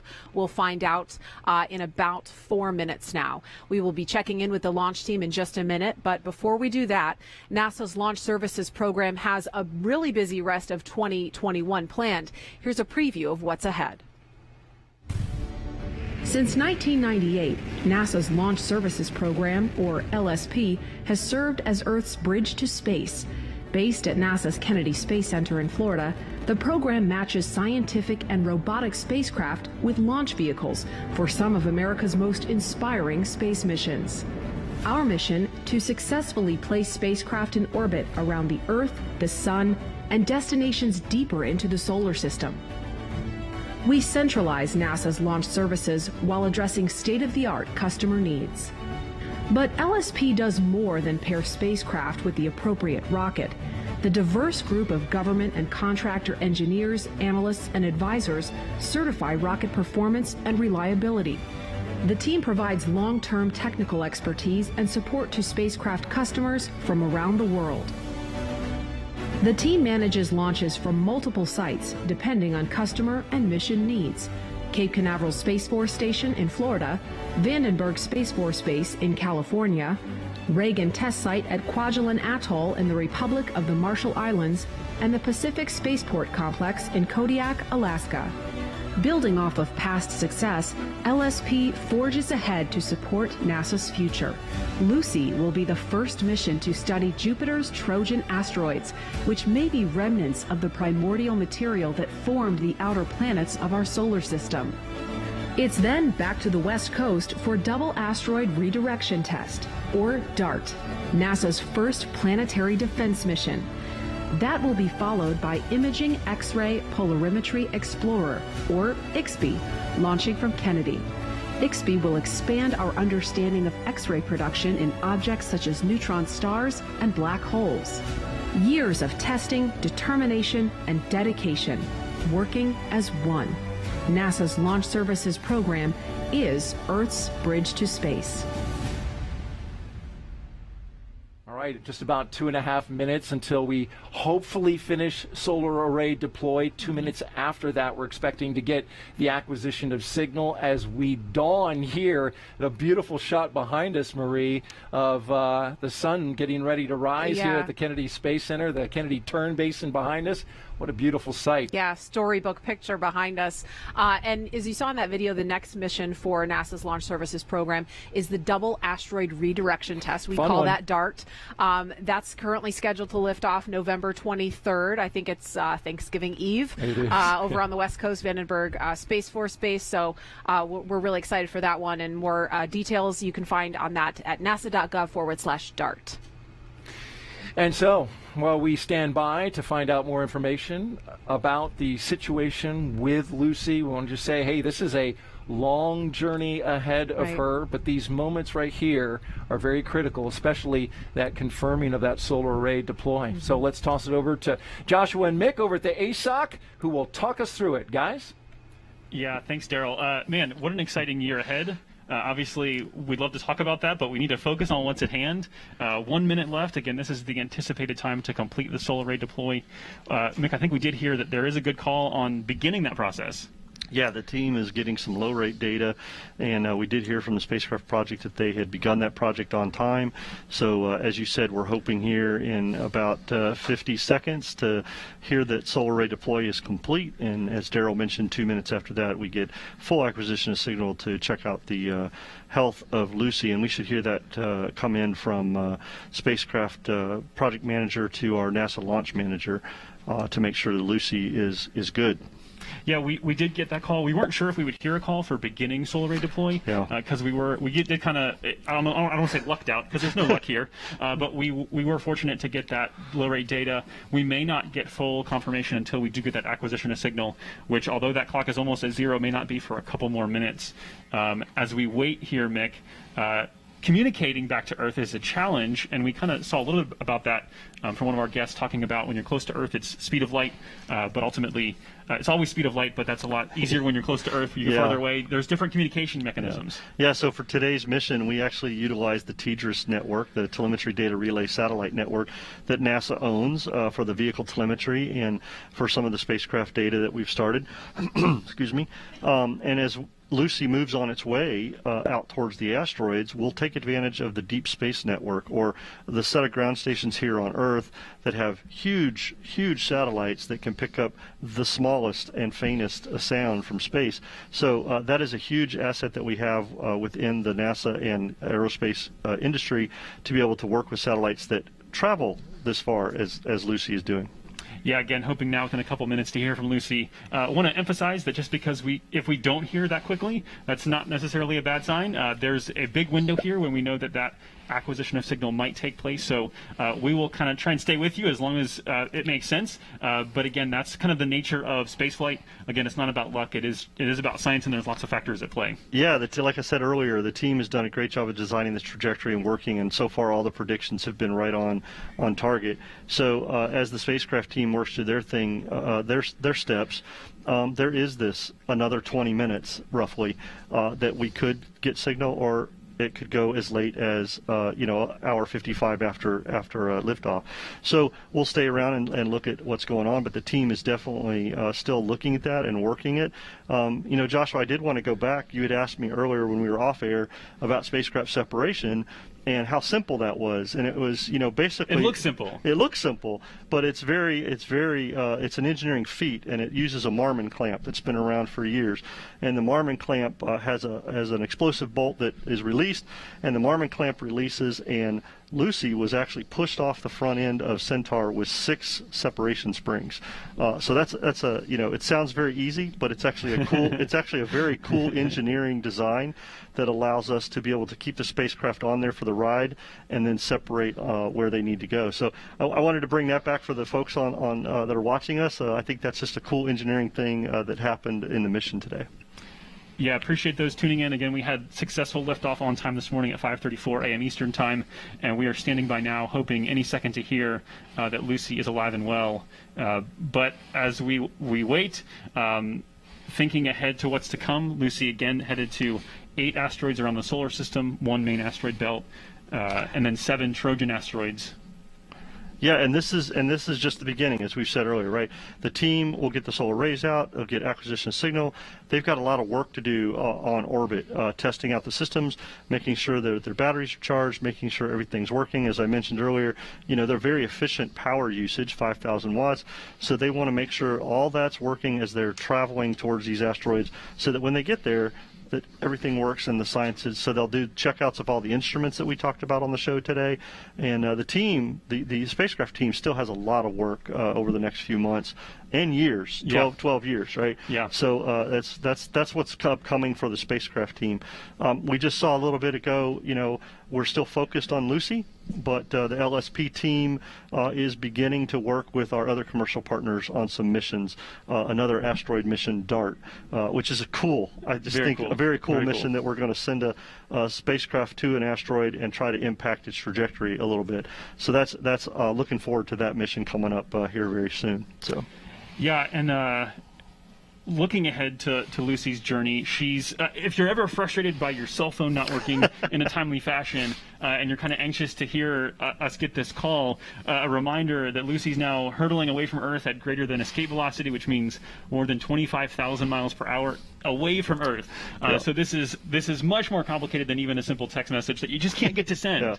No, the teams are definitely paying attention, looking at all the stuff they've got, and watching that the automation on the spacecraft is working.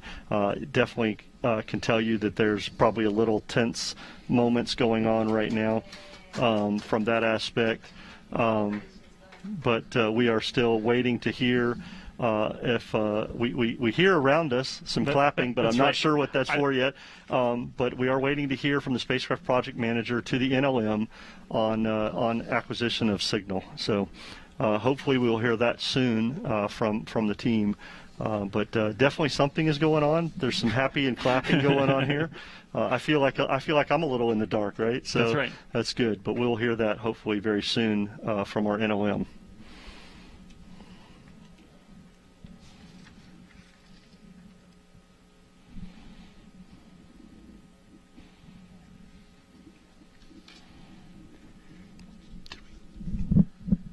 So, Mick, as we look ahead to this process, again, the speeds we're talking about here are pretty exceptional. Lucy will get up to a maximum speed of about 400,000 miles per hour. A lot of that has to do with these gravity assists that they'll get the slingshot effect from Earth, hurtling towards the Trojan asteroids, which are in the same orbit that Jupiter follows. All right, so I'm seeing lots of applause. I'm hoping that's a good sign. We haven't heard the word come in yet. So yeah, I just saw a movement that solar arrays are completely deployed. So that's a good thing for the spacecraft team. Solar arrays are completely out, and so now we're just waiting on acquisition of signal from the team. And Joshua, as we said, these things they ran some analysis, and there was some time frame here, and they're within their time frame. So not necessarily anything happened bad here, but it's going well so far for the Lucy spacecraft. So we'll wait to hear that they get that acquisition signal and determine the final health of the Lucy spacecraft. Yeah, the orbit that we're taking is a very high elliptical, where it will come around near Earth and then slingshot out into the Trojan asteroids in the same orbit as Jupiter, so that the apogee of that orbit would end up being kind of the slowest point of Lucy's motion, and Jupiter and the Trojans move at a speed of roughly 29,000 miles per hour in their orbit around the sun. So that kind of gives you a sense of the incredible speed that you have to build up so that at your slowest point you're doing that.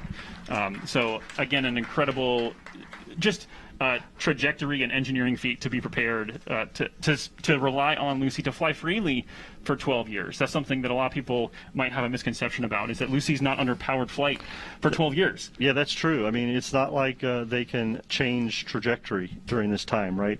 We have put them on where they needed to be by the specific designed trajectory it needs to be. And with those massive solar arrays out there, they can't make very many, they can't make any maneuvers out there. So Lucy is on her way with solar arrays deployed, and things are going well so far. We're just still waiting to hear. Like I said, we keep hearing some clapping in the background. That we know that some of that is solar array deployment, and we're just waiting to hear that they've acquired signal of the spacecraft, and we'll go from there. Yeah, and it's looking like that word is in. I noticed there the folks in that room that you're seeing on screen have taken off their headsets. That is usually a sign that we are good to go here. So I believe we're good. We're going to send this out to Daryl now. So Mick, that's going to do it for you and me here. Appreciate you riding along with me, Mick. Until next time. Yeah, Joshua, thank you. This was an exciting mission. Very happy for the spacecraft team so far and the launch LSP and United Launch Alliance teams. Looking forward to our next mission, DART. Awesome. Signing off from the ASOC, Daryl, back to you. Thank you, Joshua and Mick. And in the upper right-hand part of that picture, it was nice to see Hal Levison and Danya Douglas Bradshaw celebrating the big moment of acquisition of signal. Yeah, Huge. finally able to breathe a sigh of relief. Yep. And now here's a special preview of NASA's next Launch Services Program science mission, launching next month. It's the Double Asteroid Redirection Test.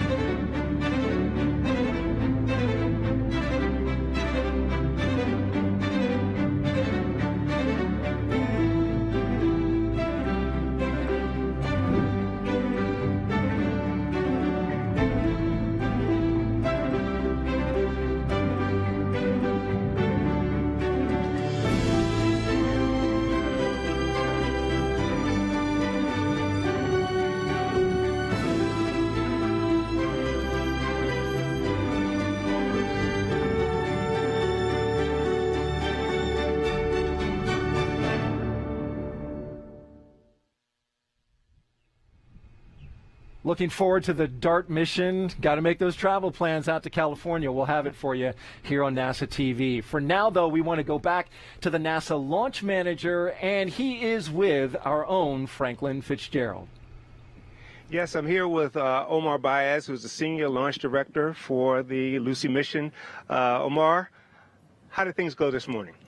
Things were splendid today. Everything went on time as predicted, and I couldn't ask for a better count. It just clicked off the way it should, and we really worked no major issues. So we were able to hit the window at the very beginning on the very first day of the short window for Lucy. So we're happy to be here at this point. I understand you were wrapping up a few things before you were able to come up. Everybody just got up and left. What does that mean? That means things are really good. So what that means is both solar arrays have deployed, and we did lock onto the acquisition signal from the spacecraft. So the folks at Goddard and Lockheed Martin Denver are controlling now and have positive control over the spacecraft. So that's the best shape you want to be in. Right before you came on, they rolled a package talking about DART. That's the next mission for LSP. Can you tell us a little bit more about it? So that one is so cool for us. DART is going to kinetically hit an asteroid, and it's our second planetary mission from the West Coast or Vandenberg. So super exciting. Just a different way of spotting an asteroid, and this time we're trying to go in the aspect of not studying it, but planetary defense. Could we move an asteroid if we needed to? And so this is super cool and a whole different way of operating for us. So we love it. Omar Baez, congratulations on a successful launch. And are you going to be the launch director for DART? I will be the launch director for DART. And after DART, we have IXPE from this coast. And that's going to be a cool one for Launch Services program also, because it's our first KSC launch. We're a program that's been at KSC for 23 years, and we've never launched anything from the Kennedy Space Center, our very first, from Complex 39A. Oh, that's going to be awesome. We'll be there for that. Hopefully, we'll have you on the show then again as well. Okay. Thank Omar you. Baez, thanks for being with us today. Guys, back to you. Omar and Franklin, thank you. And as you look behind us, you see the dawn of a new day.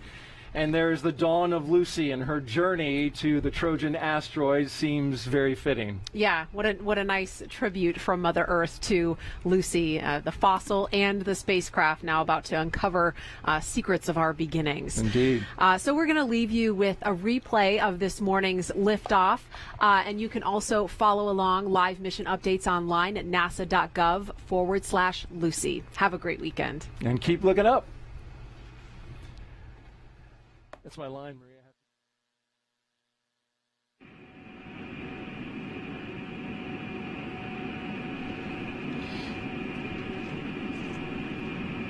7, 6, 5, 4, 3, 2, 1, 0.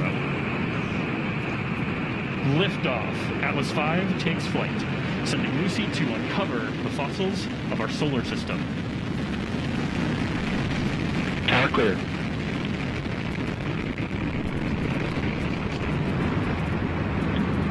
RD-180 propellant utilization has gone to close.